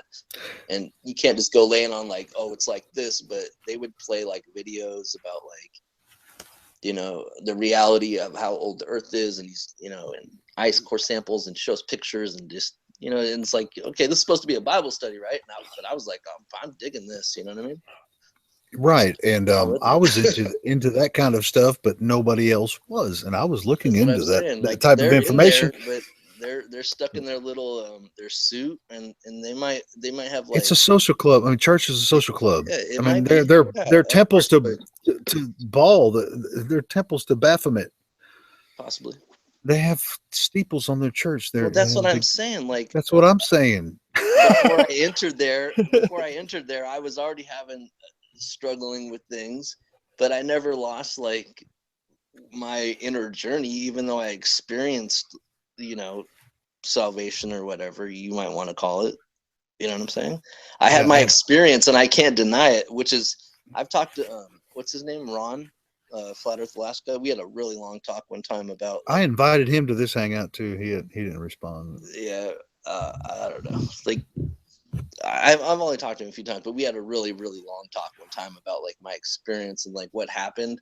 And like, believe me, like, I'm the type of guy that will try to debunk like everything that I did I actually get up and drink that glass of water, or is it like exactly the same level that I, you know, thought I woke up and drank it, but I didn't. You know what I mean? I'm like super weird like that. But and the same thing goes with spirituality. But like I said, I never lost like my sense of like looking and questioning and whatnot, even though I might experience these things. But oh, sorry, wrong link.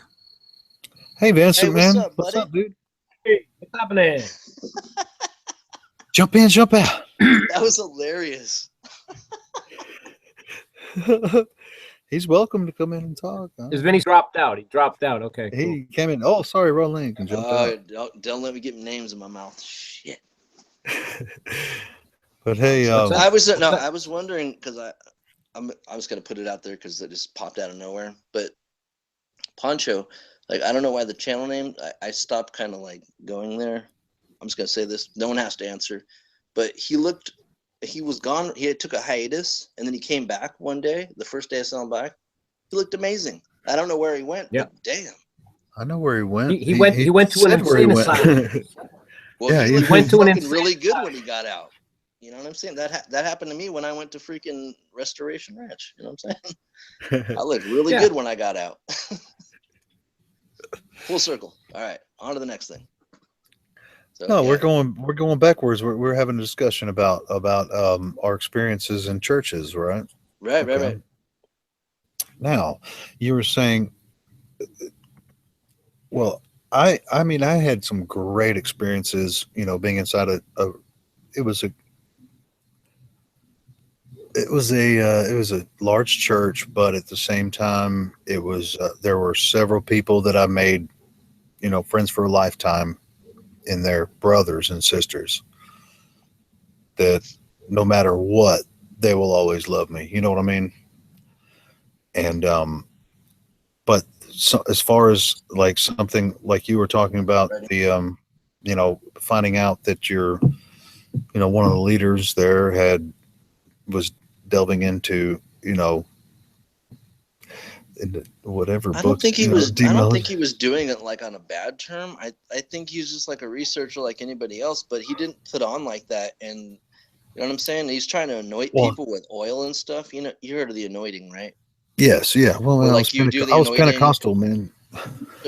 So he's trying to do anointing at the same time, like delving into like really dark places.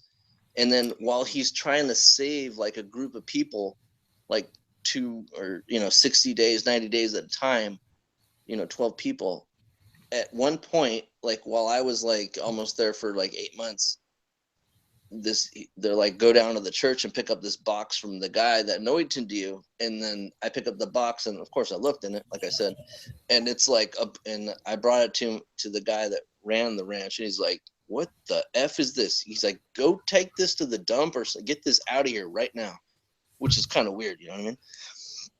But yeah, it's a little weird. It's a little weird, right? Yeah, I it's didn't weird. forget it. I remember the But whole thing. It's freaking weird, right? And the guy is like, I don't know. You can kind of tell people, especially when you're in a room and you're like sensitive to people. Like, it's really hard to explain. I'm not going to call it an aura or like you're empathic or whatever, but you can kind of like sense people's eyes, feelings, or motives or whatever. Yeah. Once you've been around the block a minute, you know what I mean? But this definitely, he kind of did rub me a little bit wrong, and like the fact that he's up in this little room like trying to like anoint people, I'm like, well, what gives you the right to do that? Like, you know what I'm saying? Like, and I didn't find my salvation through getting freaking anointed by this guy, you know what I'm saying? Which is just another layer on which to think about. That kind of leads into the point I was just about to make.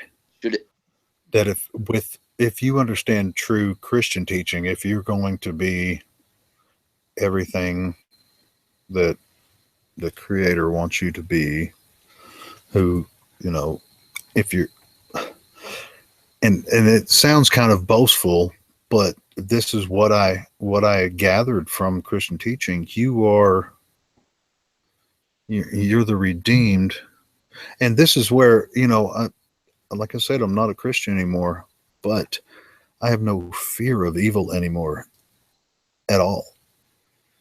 So, and I learned that through my Christian understanding. And even there was, and I'm, even though at times I've felt I'm committing evil, it's just like, I'm not fearing. This is me doing this bullshit. I did it, and I'm guilty for it, but I'm not guilty. I don't know.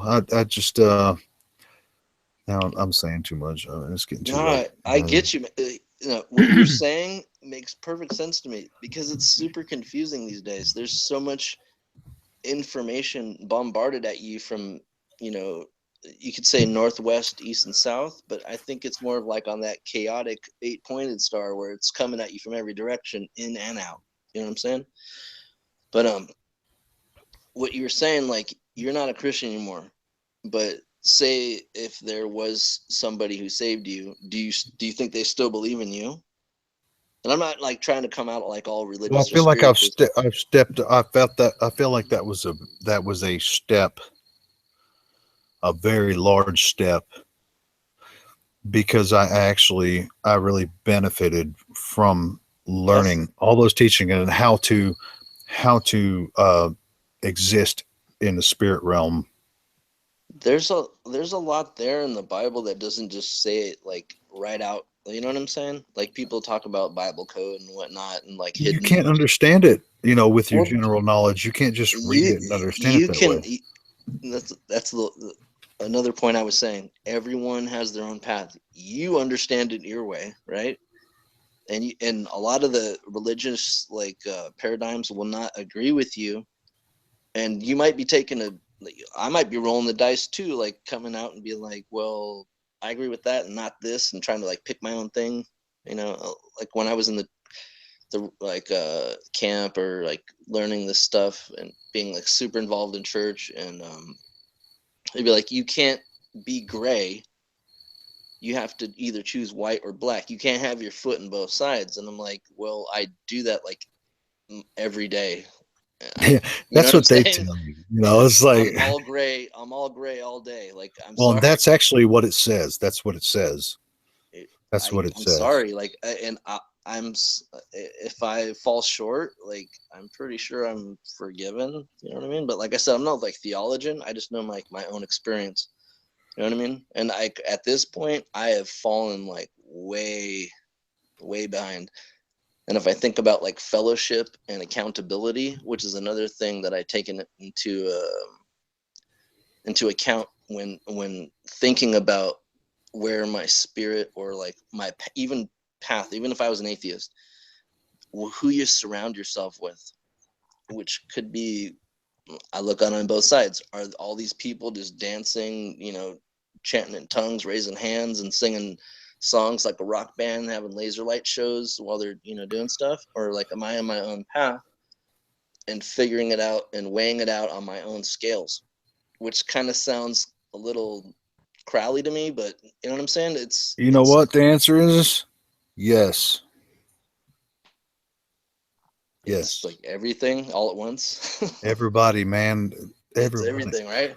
It's it's pure balance and balance every joy with the greed. It's all gray, baby. I guess it's kind of hard to navigate sometimes, but everybody, when somebody tells you they have it all together, they're full of that's shit. Hilarious.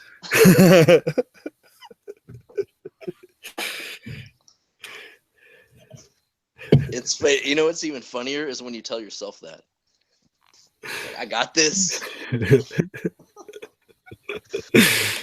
It's like positive reinforcement, right? I don't know. Yeah. You kind of got to do both. Like, you know what I've been, I kind of came up with this thing. I've been typing it a lot. I might have said it already. The Schrodinger's cat, Schrodinger's cat, right? Yeah. You put the cat in the box. You don't know if it's alive or dead. It could be both at the same time. And that's how like quantum computers are working these days. It's both alive and dead at the same time, which makes perfect sense to me because I'm like all gray. I'm like right in the middle, right? Aren't we all dying the second we get here? And aren't we all living? I don't know. I get a little weirded out sometimes, man. Well, and it's like some people would think, you know what, I am alive. And people could get discouraged if they think, well, there's no afterlife, or what's the only thing that they have to do is leave a legacy here, to mean something, while they're here. And that I really think that is important to be encouraged to at least have people that talk about you in a positive way after you're gone. So it's because none of us have any proof that there is a spiritual afterlife. You know what I mean? Maybe you don't, but that's cool. But here's the thing. I'm gonna go off on a tangent. Go ahead, brother. What we leave behind, like I gotta write these things down because I like you start talking and like my mind goes like off on a different tangent. But I've learned how to like deal with it. But we've talked before. Yeah. Your father, right? I'm a father. Yes. Yes. Blessed be, brother.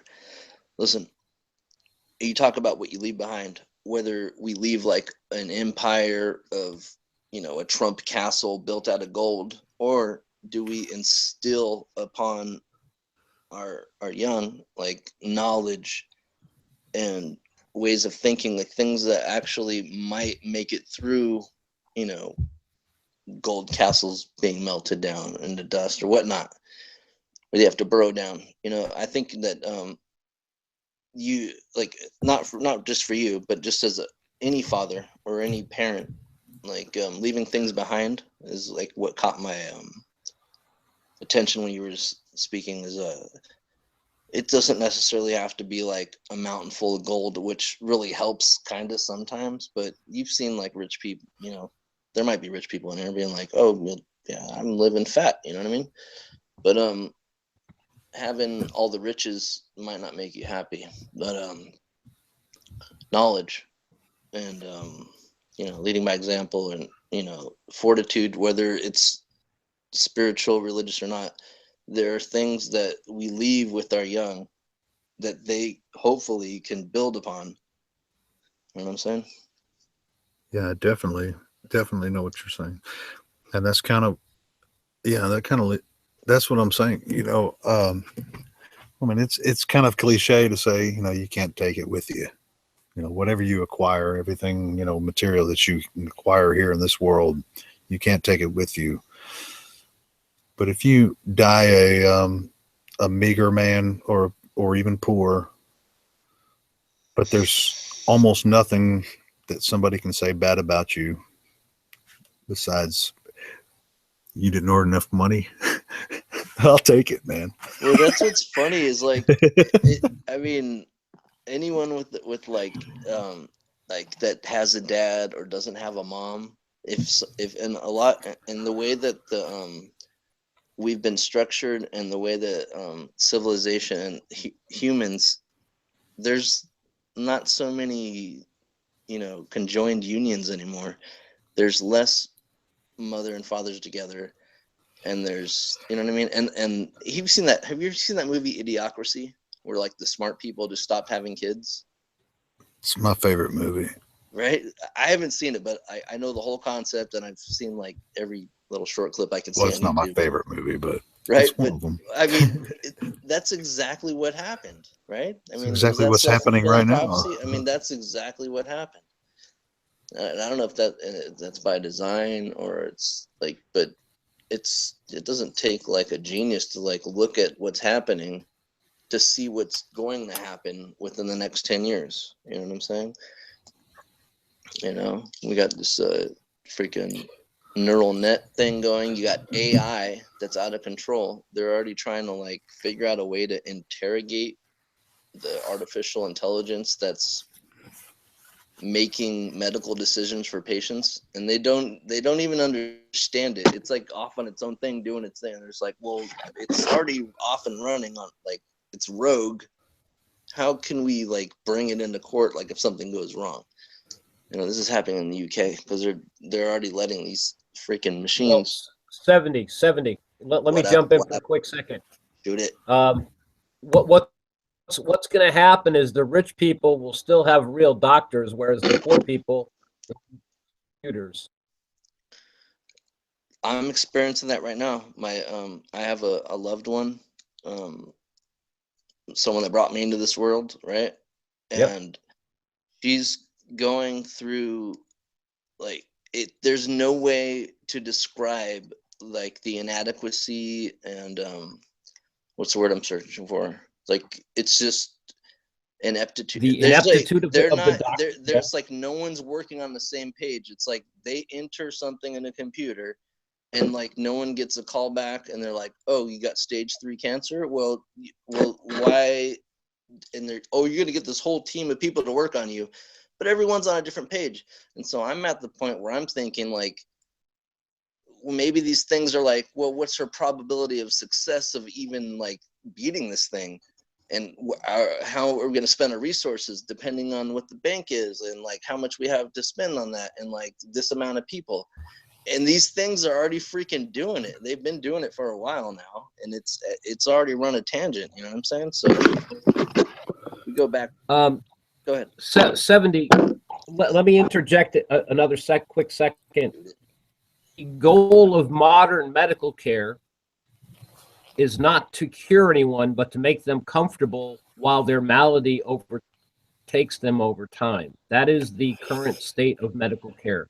Exactly. I can, especially for older people. They took my mother back in 1990. Okay, right. Didn't have a clue. Okay, but I've studied this because I really loved my mother. And yes, sir. I was really ignorant at the time, but luckily today I'm a lot less ignorant. I can't begin to tell you anything about my experiences other than my current understanding is that too many people, and they realize, the powers that be realize that the fewer people that there are, the less of a management headache there will be. Copy that. Hey Tony, I'm going through the same thing with my mother now. She's not extremely ill, but she is she goes to the doctor at least once or twice a week. Nurses go out to her house and visit her and all this stuff. She's taking God knows what medications and all this stuff, and they're switching them up on her all the time. She feels like shit all the time. And I always tell her, I don't always tell her because she gets tired of hearing it, but I don't ever go to the doctor. I probably should. My blood pressure is high, I know that, but I'm not going to take any statins for that. Just eat some freaking tomatoes and drink less beer, maybe. I don't know. But hard. I don't trust the freaking doctors, man. It's a poisonous. It's a freaking. You just get put into a meat grinder, unless you have some just really heinous injury. I would avoid. I would avoid going there. I mean, I don't know. I mean, you should go. I guess get checked up. I'm not going to. That's say you shouldn't get your vitals checked and make sure that you're okay. Which I can check my own damn vitals and make sure. I mean, yes, my blood pressure's high. That's pretty much the only thing I got going on with me. Which is not bad for 44 years old. Shit. Don't ever go to the doctor. Well, this whole thing of going to the doctor is directly in response to them teaching you how not to take care of yourself. To take care of yourself, you wouldn't have any need for a doctor, and then you wouldn't have any need to replenish the hospital industrial. And don't get me wrong, there's good people that are purposefully kept ignorant as to what's really going on in most of the hospitals. I have a registered nurse, okay, and she sees every day that they don't treat people like she would treat people, and she doesn't quite understand what's going on because she's still too young. She just turned 30. Okay. Yeah. If you're an old salt like myself, you after a while you see things, man, and you even get over the point where you're going like, I must be nuts. This can't be how it works. You realize one day you wake up, oh my God, this is exactly how it works. Exactly. Yes. It's a for-profit system. I mean, well, like if I were to go to the doctor with high blood pressure, you know what he's going to do?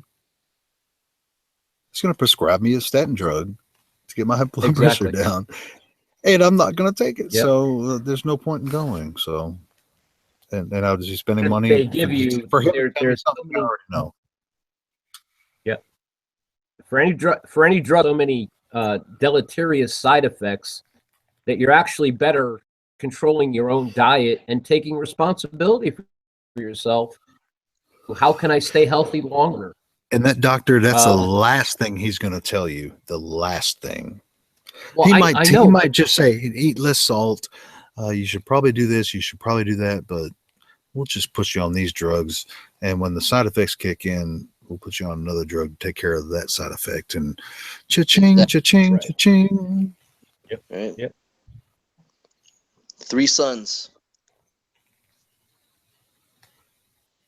I'm sorry, ADR, to cut you off on there, but I mean that's just the bottom line. It's a for-profit organization that's not there to help you. It's there to and they train the doctors in relationships, personal relationships, so that they seem happy and they seem. But actually, most of the time, if I ever see a doctor, it's just for like 2 minutes. You don't even have any personal relationship with the doctor. You might with the nurse. But so it's they're getting worse and worse these days too. Super impersonal. That's what I heard because I don't ever go anymore. Like I was saying, well, as 70 said, he said that whole AI thing has run amok, and I've watched videos on it where basically the lesser people get assigned a computer that diagnoses you. Hello? Exactly. That's idiocracy, man. You remember when they walked in there and he pushed a button and they had the thing he's stuck on his butt or something, and he's just like, and he got it in the wrong. One of these stuck in his mouth and one he's supposed to stick in his butt. Then he got him wrong first, and then he was like, "Oh shit." You know what I'm saying? You remember that? That shit's happened, brother. And it's probably been happening for a while. I have to confess that I haven't seen the movie Idiocracy, and I rely on my fellow flat earthers' 9 points because I refuse to subject myself to the indoctrination of having to watch all the crap that they're dreaming up. Well, I'm going to watch it again just for you, okay? Let me interject. Julio, I appreciate that, brother. May I interject, please? Yes, yes, absolutely. I am plugged for way too long, and I got like cyber dumb. You know what I'm saying? Like I can barely operate like a browser, but there's stuff that is in there, especially if you're like into decoding stuff and finding esoteric messages in movies and doing all that shit. I get a kick out of that. But when you watch these like main time shows or anything, there are polluted with medicinal drugs that are pretty much all just brand new. And it's like, oh, you're suffering from bipolarism, depression? Well, take this medicine, but it might make you want to die. And it might make you, the list of side effects are so much worse. And they go on and on and on. Like, for like, say the commercial's 30 seconds. It's like, you have this problem, take this. That's like 5 seconds. The rest of the video is like 25 seconds of what this might do to you. It might actually, it's asinine. Like you were, Helio was talking about side effects and prescribing drugs to counteract the side effect of the drug they gave you. They gave you the side effects, and it's just, that's how it works. Yep. It's nasty, man. It's like, and I got, like I was saying, 3 sons. Dude, they're not here to help us. No, they're here to profit exactly. from our misery. It's rough, man. And we're deep in it. We're like right up in the, like, I don't know how much how farther it can go before like the thing pops at the top. You know what I mean? It's like a volcano. Well, the bottom line is they taught us to be stupid about taking care of ourselves so that they can rape us for the money. Okay. And there's always time. All right. Maybe not for some, like I lost my mother and my father's passed away too, but, there's always time to save yourself, and I think anybody that's involved with the flat earth topic or a truther, they're looking into like, well, what's the right way to feed myself? Should I eat meat? Should I not eat meat? Should I eat plants? Should I not eat plants? How much should I eat? How often should I eat? Like, is there rules? Do I have to eat 3 meals a day, or should I eat when I'm hungry? Should I fast for a couple days out of the week? Like eat very little. My cues from animals out in nature. I happen to live in New England, and I'm living in a pretty rural area, and I get to observe what's going on in nature. I mean, I did my time in cities. I was in the Navy 35 years ago, but it just never stuck with me. Okay. Life is easy, and taking care of yourself, and you can live to a nice ripe old age, okay, in the physical sense, if you're not engaging in the bad behavior that they teach us to engage in. Okay. Copy. Roger. Yes. It's really pretty easy, but yourself from their mental programming is the hardest part. And I really did not make really good progress until I was about 49. The past 10 years has been great, and the past 2.25 years in the flat earth ideology, tremendous. I mean, I sleep very peacefully. I need less sleep. It's just great, and I've settled all my accounts with my 30 years of being a Christian. I was baptized as a Catholic, a communed, confirmed, and I just intrinsically felt that there was something wrong with all that crazy. And I'm the happiest that I've ever been in my life. And for people that are younger than me, you guys, just keep thinking for yourself, and don't swallow their bullshit, and you're going to be a lot better off in the end. I appreciate that, man. End of speech. Oh, that's good. That's good. Hey, I'm gonna put like a cherry on the top of this for the medical thing. My dear mother, like I said, stage 3 He's got some serious like inoperable stuff going on, and they're like, but here's the thing: what's is weird. Are they giving her chemo and radiation already? No, we're at the point where like we're trying to weigh out if that's even like because they're like you wouldn't want to take lymph nodes out and test them, but then once you take the lymph node out, it's not like there's nothing to protect that part of your face or something. Exactly. So like, oh, you test it and it's negative, so now you lost that thing and you can't put it back in. Right. And then they're like, well, we got to see how far it goes, and then we're gonna go from there. And I'm just like, nah, that sounds pretty fucked up to me. It's the whole problem is how far is your mom programmed into the system? No, she's doing better now. She's been offered like all these like way out things where they're just like, they don't even tell her like up or down the consequences, and like you could like lose all like feeling if we have to like open your face up and take all these nodes out. And it's like, that's, if you look it up on like the cancer research site or whatever, it's not even proven like at a maybe 5% rate to extend like your life expectancy. So these people are just getting money to rip open your face and take all this stuff out to like hone their skills. Well, it doesn't extend any life whatsoever, and it actually causes more damage in the long run than like if you just like try to, you know, just take out what's there. You know what I mean? Like if it's like a skin cancer or whatnot. Yeah. You know what I mean? But 70, what I want to know is how much do they own your mother's mind, and how brave is your mother? You know, and she's brave. We talk. I mean, she's, you know, what's funny is it took me like years for her to come around. You know what I mean? But she calls me every day, going like, "Have you heard about this?" Like, yeah, she knows what's happening, man. It took me a while, and what I wanted to bring up when I even brought that back up is the fact that she worked for the AG office, like Attorney General, state of California, right? Yep. And then here's the thing: they give you a fat ass pension, and you go to their doctors for fucking however so many years, and then guess what? You get your pension at 65. It's party time. Oh, psych. You got fucking cancer. You know what I'm saying?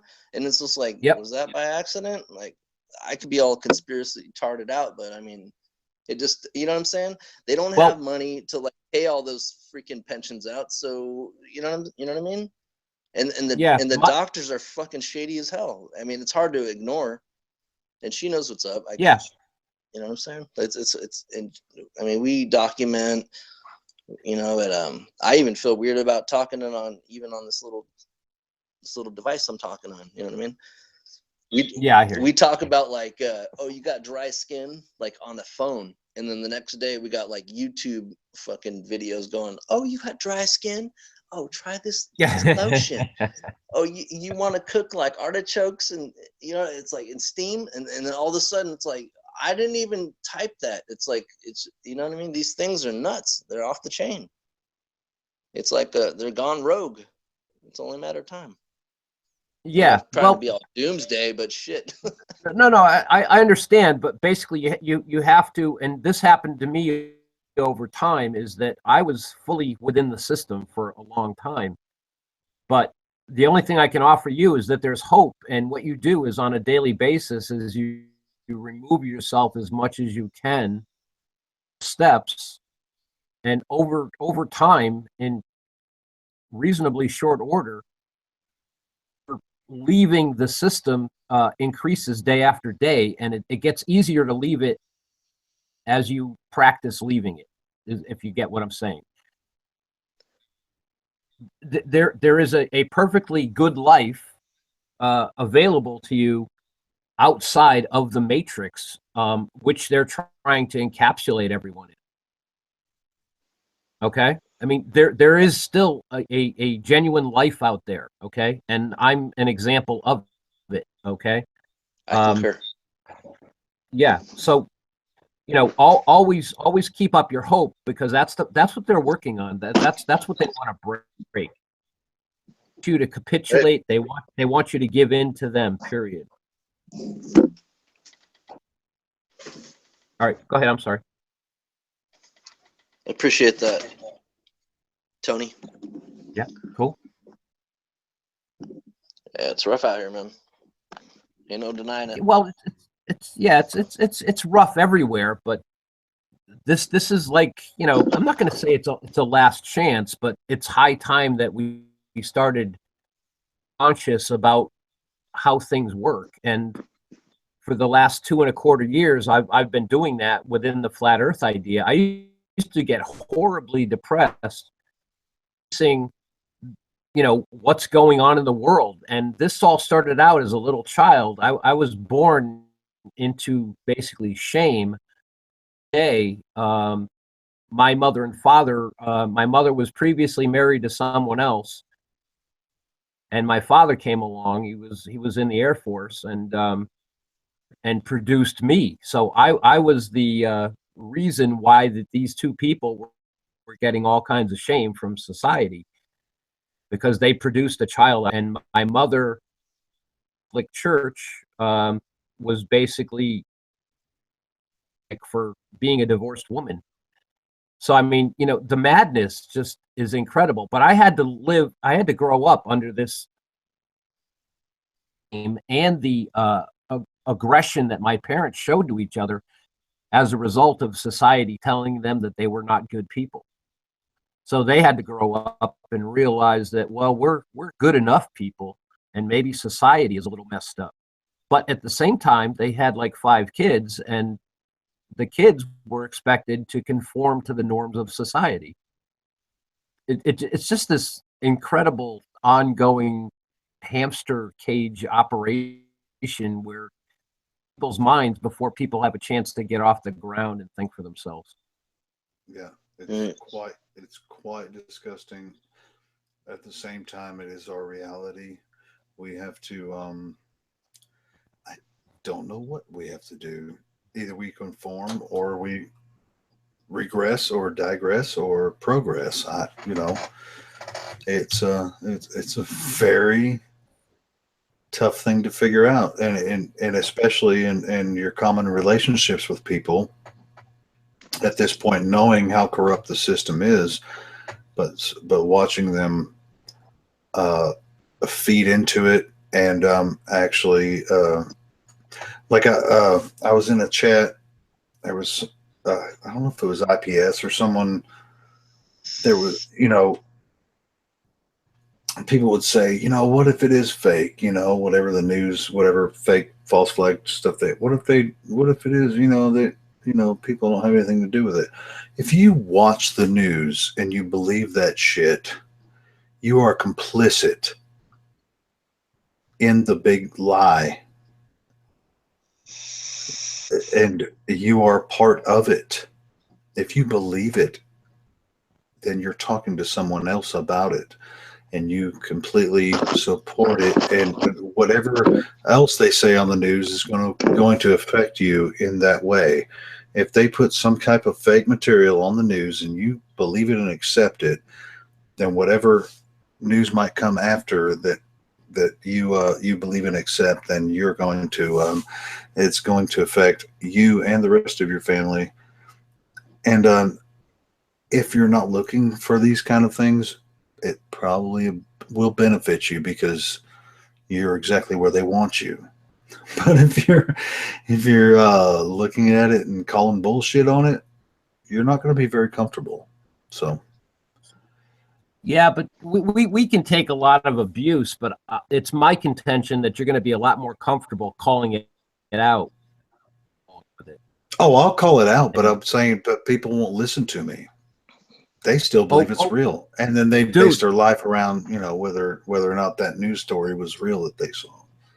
Yeah, well, see, that's the number one problem is, you know, perhaps we shouldn't be waking up people to the concept of a flat earth. Maybe we should be waking them up to the evils of television, radio, books. I mean, I grew up in the era where the only way you got books was through major publishers, and guess what? Those major publishers were controlled. I've learned my history, real history, And the whole reason for public libraries and public education was not to help us, it was to control us. Exactly. And that's the same way with religion as well. And that's what we were kind of getting into earlier. Yeah. Oh, absolutely. I mean, it's all about control systems. And I have to confess to you that I was so sucked into it, even, you know, in the past few years. For me, these ideas of seeing the religiosity, basically, of all the different religions, centrisms, since the advent of this guy IPS, that, you know, my eyes were opened, and he inserted toothpicks into my eyelids and opened them wider, and I can even see better today. Ouch. Yesterday. Okay. No, I'm serious though. I mean, you know, as soon as you think that you're awake, you know, you've lost, because every day that you live, you're waking up more and more to the silly shit that they're pulling on us. Yeah. And you know, it's I don't know. It's just amazing. These people are not here for our benefit. We are their herd in their minds.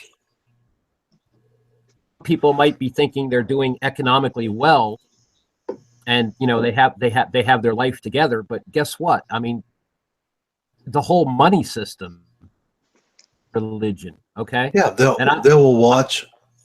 That's what I'm saying. They'll watch a news program or which would be Bulls and Bears on Fox News or whatever, and they believe, you know, and they can actually benefit from that if they follow the system, you know, and that's how you benefit. You sell out to the system, even though, but they don't know it's corrupt. They just really think it's something like that. Or the same thing, they'll watch Bulls and Bears, and then they'll watch the nightly news after that, and whatever it says, you know, there may be some attack in Paris, France is fake, and they're going to believe it, and they're going to vote for the next president is going to go to war against Syria because of this fake freaking terrorist attack they saw on television, you know, and that's just a minor thing. Everything they don't think, they think big and they think small.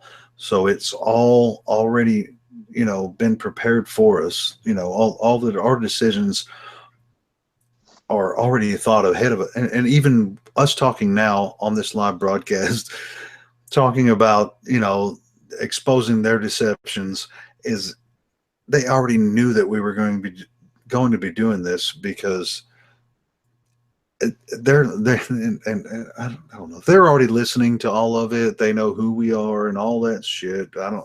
But I mean, there's no other way to fight it at this point. Exactly. So it brings up the whole point, Helio, of you coming out saying that I have no fear. It was some years ago where I realized my best day in this life, I have to sacrifice myself at some point in time.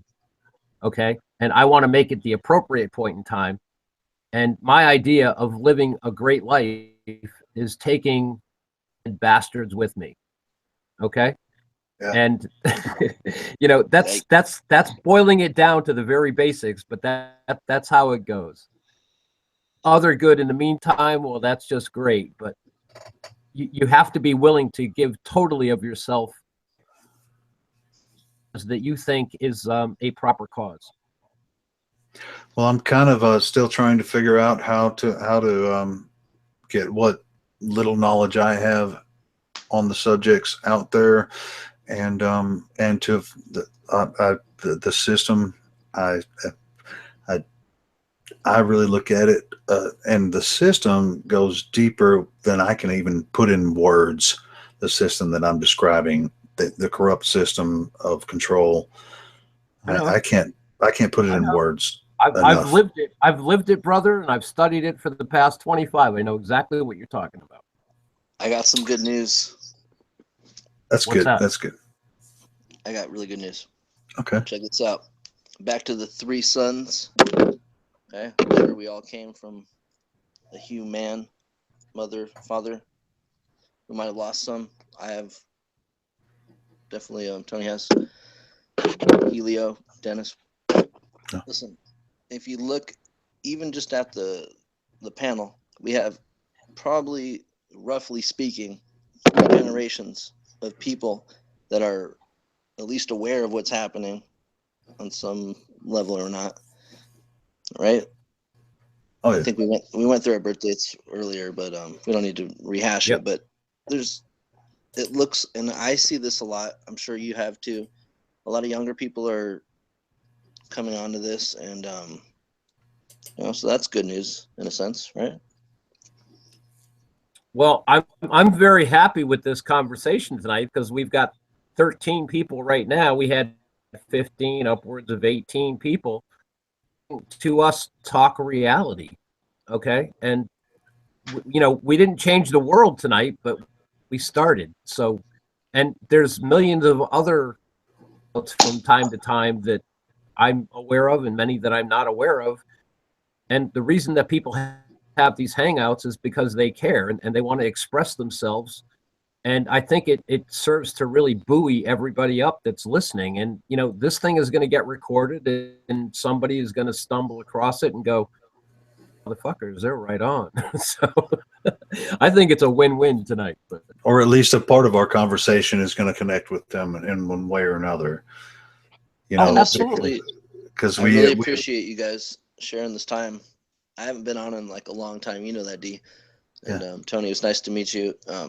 Seriously. Yeah, 70. I've seen you around for a very long time, but I think I made outstanding progress by, getting to be on a hangout with you and hearing your. Yeah, I had a good time, gentlemen. Excellent. Well, wicked good. I guess since nobody else is going to jump in, and this wasn't even supposed to happen, I guess it was supposed to happen because we had a great conversation. And I have to work in like 3 hours. No, you got to get some sleep. So I'm going to bail, but Ebony, it was really nice meeting you, and Hilo talking to you, Helio. Tony. Yeah. And man, I appreciate you guys coming on and filling the time because I just didn't know what after Candy's broadcast dropped twice. I was like, oh man, this sucks. And, I'll try to play some music if you guys bounce out, but I don't know how good it's gonna sound. I don't have a direct line in.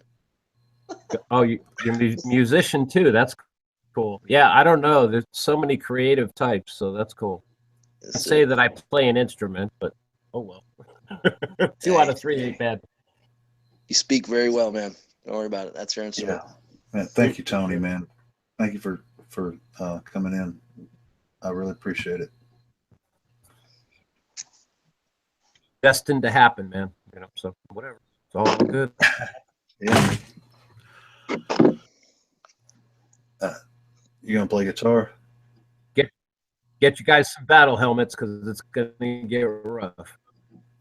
Man, I'm ready. Man, I've been ready. I've been ready for this for a long time because I had no other way to figure out how to fight the system. But I feel like I have people now that are with me, even though we don't all agree on all kinds of things. It's just amazing to be able to have conversations with people that are actually looking to find answers.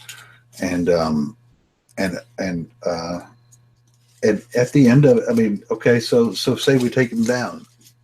Well, who's going to have the best idea to build the new system? I don't freaking know, man. But at least that this corrupt bullshit won't be happening anymore. I don't know if it might be worse. I don't freaking know. But. Well, see, Dennis, what I've trained myself is I don't worry about tomorrow. I put all my energy in the right now. That's why I'm up at 5:44 in the morning talking to a couple of guys and having ideas. And I'm good with that, man. I mean, this was a day for me, so it's all good. Where it's going to go, I have no idea, but I have to try. So, yeah. Is 70 going to grace us with some tunes or what? Maybe. I don't know how it's going to sound. Go ahead, kick it up, brother. Hey, Dennis, thanks for providing the platform, man. Keep it going. That's no problem. It's probably going to sound awful. Oh, just play it. It'll be great. It's not play a us song. Out there. It's noises. 70. Go ahead, play us out. All right, here we go. What is this? Hold on a second. Oh, this is all bad.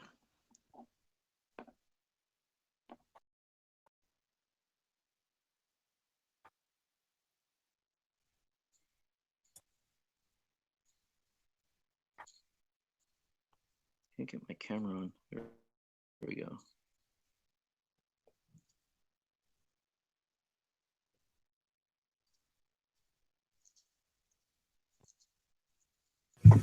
You get any audio on that? Nope. Put the little homie under here. The suspense. I think both you guys should jam us off the program. Well, I have to hear what he's going to play first before I even try to pick up my guitar. I hear you.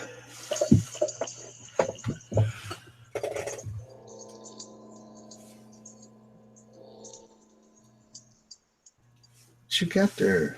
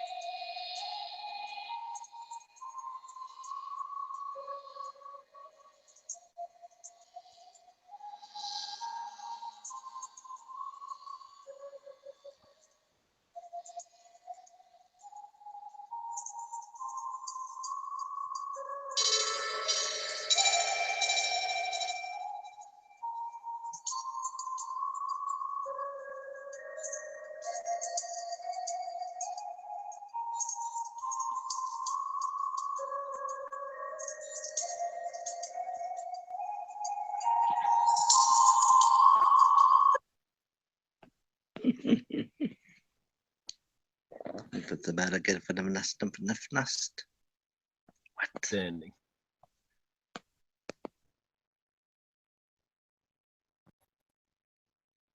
That was trippy. It worked. All right, guys, I'm out. I got to get some Z's so I can recharge. Take care.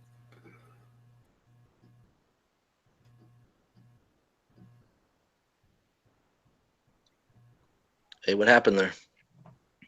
I haven't checked it. I mean, ADR checked out. No, I was just wondering if you caught any of the audio. Over. Well, I heard it. Good. I'm pretty sure it came across, but right when I started, good, I turned it up. It looked like right when I was done, it's like you're sharing now. No. I shared it I presented. I presented like 2 minutes ago, like about 30 seconds after you started doing your thing. I presented to everyone. Sweet. Yeah. So that, I mean, you're might have sounded like crap. No, it was trippy, man. It was weird. I didn't know what you were gonna do, but I liked it. Right. Well, yeah. Got to turn in. You got to go to work. Man. Yeah, I should have been asleep for like 5 hours ago. Isn't that funny? Like I do the same thing. Like I'll be like, I got to go to bed right now, and then I'll go check like who's on. And I'll be like, oh shit, I just stayed like 4 hours up past my bedtime. And it's like, but if I sit and chat, I will, stay up for a couple hours late. But if I actually get on and talk, I'll stay up all freaking night. Right. At least there's some humanity left in the cyber world, right? Yes. Hey, D, thanks. Like I said before, like keep doing this if you can, if it's within your means. I want to, man. Actually some of the subjects we got into earlier are things that I want to get into deeper. When I have a couple of other people that I want to talk about those things in mind, and I'll be trying to contact them in the near future, and then you're welcome to join and on the panel and listen, whatever, or throw your feedback, because I mean there are a lot of people that have been that have experienced those times inside Christianity that are that have, I won't say come out of, because you never really come out of it once you understand. That's what I was saying. So many people come into, it's very frustrating, especially meeting so many people in flat Earth that are from a totally different spiritual perspective or some kind of generalized version of Christianity, and without being involved in the fundamental aspects of Christianity and trying to practice and really studying it. It's really, and they're I don't know. They're, you don't even have to say anything. I get you. Justifiably sometimes vitriolic against Christian because of religion, not because of the teachings, not because of the true teaching. You know what I mean? Like I said, everyone's got their own path, man. Exactly, but we all need to kind of come together instead of for sure making more divisions of Christian flat earthers and holy shit. Back and we might as well be Christian ball earthers, is that a thing? There's like different there's a different. Well, I know that like people have said like, oh, I learned. I was like, I became Christian because I learned about flat Earth, but I've heard that. But is there like different denominations of flat earthers? There's probably different denominations of any model you can think of, probably. Well, I mean, as far as the public profile on YouTube, from what I understand so far, there are denominations of flat earthers by personality so far, and some of it by belief or understanding or just similar interests. But but from the Christian perspective, you know, versus the versus what some of the things that have been going on, the Gnostic perspective, in my opinion, that kind of it can be very divisive, and it's not necessary if we all have a common understanding of how this all came about. And so I want to kind of bridge that gap and help everyone to understand how to get along, whether you want to go one path or the other. Or That's cool. I think like a lot of like all of us that were on the panel, like at least when I joined, there's like maybe you, me, and Tony. Yeah. We might not agree on everything, but we managed to talk about stuff and just chill. You know what I mean? Yeah. Hash some things out. So yeah. Oh yeah. Doesn't always have to be a freaking debate or a freaking argument. You know what I mean? Yeah. Yeah. That's. I mean, that's we can do that too. I don't like to argue. That's my. I freaking hate to argue with people. You get enough of that in real life, I refuse to argue with people. Right. So anyway. Copy that. No, but seriously, thank you for hosting that. Man, you're welcome, man. You're welcome on here anytime. I don't know how often I'll be able to do it, but I'll probably do it more often. You know, if people want it, you know, I'll do it because but like I said, I want to I want some of these subjects to be discussed at length, you know, with people that are knowledgeable and interested in especially when it comes to, you know, history about, you know, Christian religion, you know, the meaning of the Bible, and like I said to ADR earlier, the modern Christianity and the modern Christian church, especially in America, and their Israel worship really disturbs me because they are totally ignorant of what's really going on with that, and it is destroyed, in my opinion, the what Christian ideology really is about. And so I'd really be interested in hearing other, you know, devout Christians' opinions about that. So that's one thing I want to get into.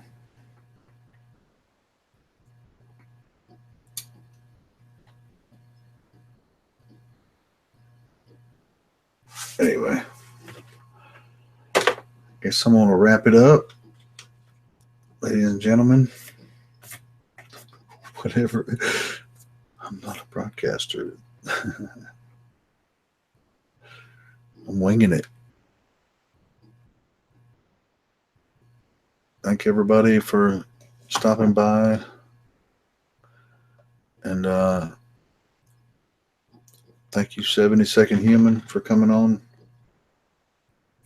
You got to have any content on your channel that you want to talk about? Did you already drop off? I guess he's already gone.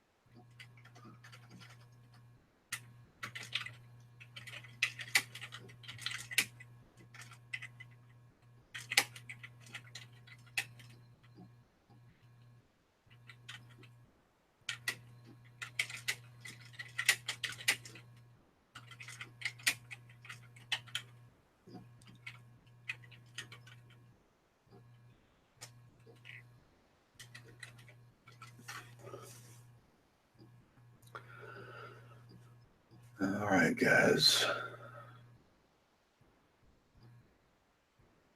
I'm gonna end this broadcast. Let me know what you thought of it.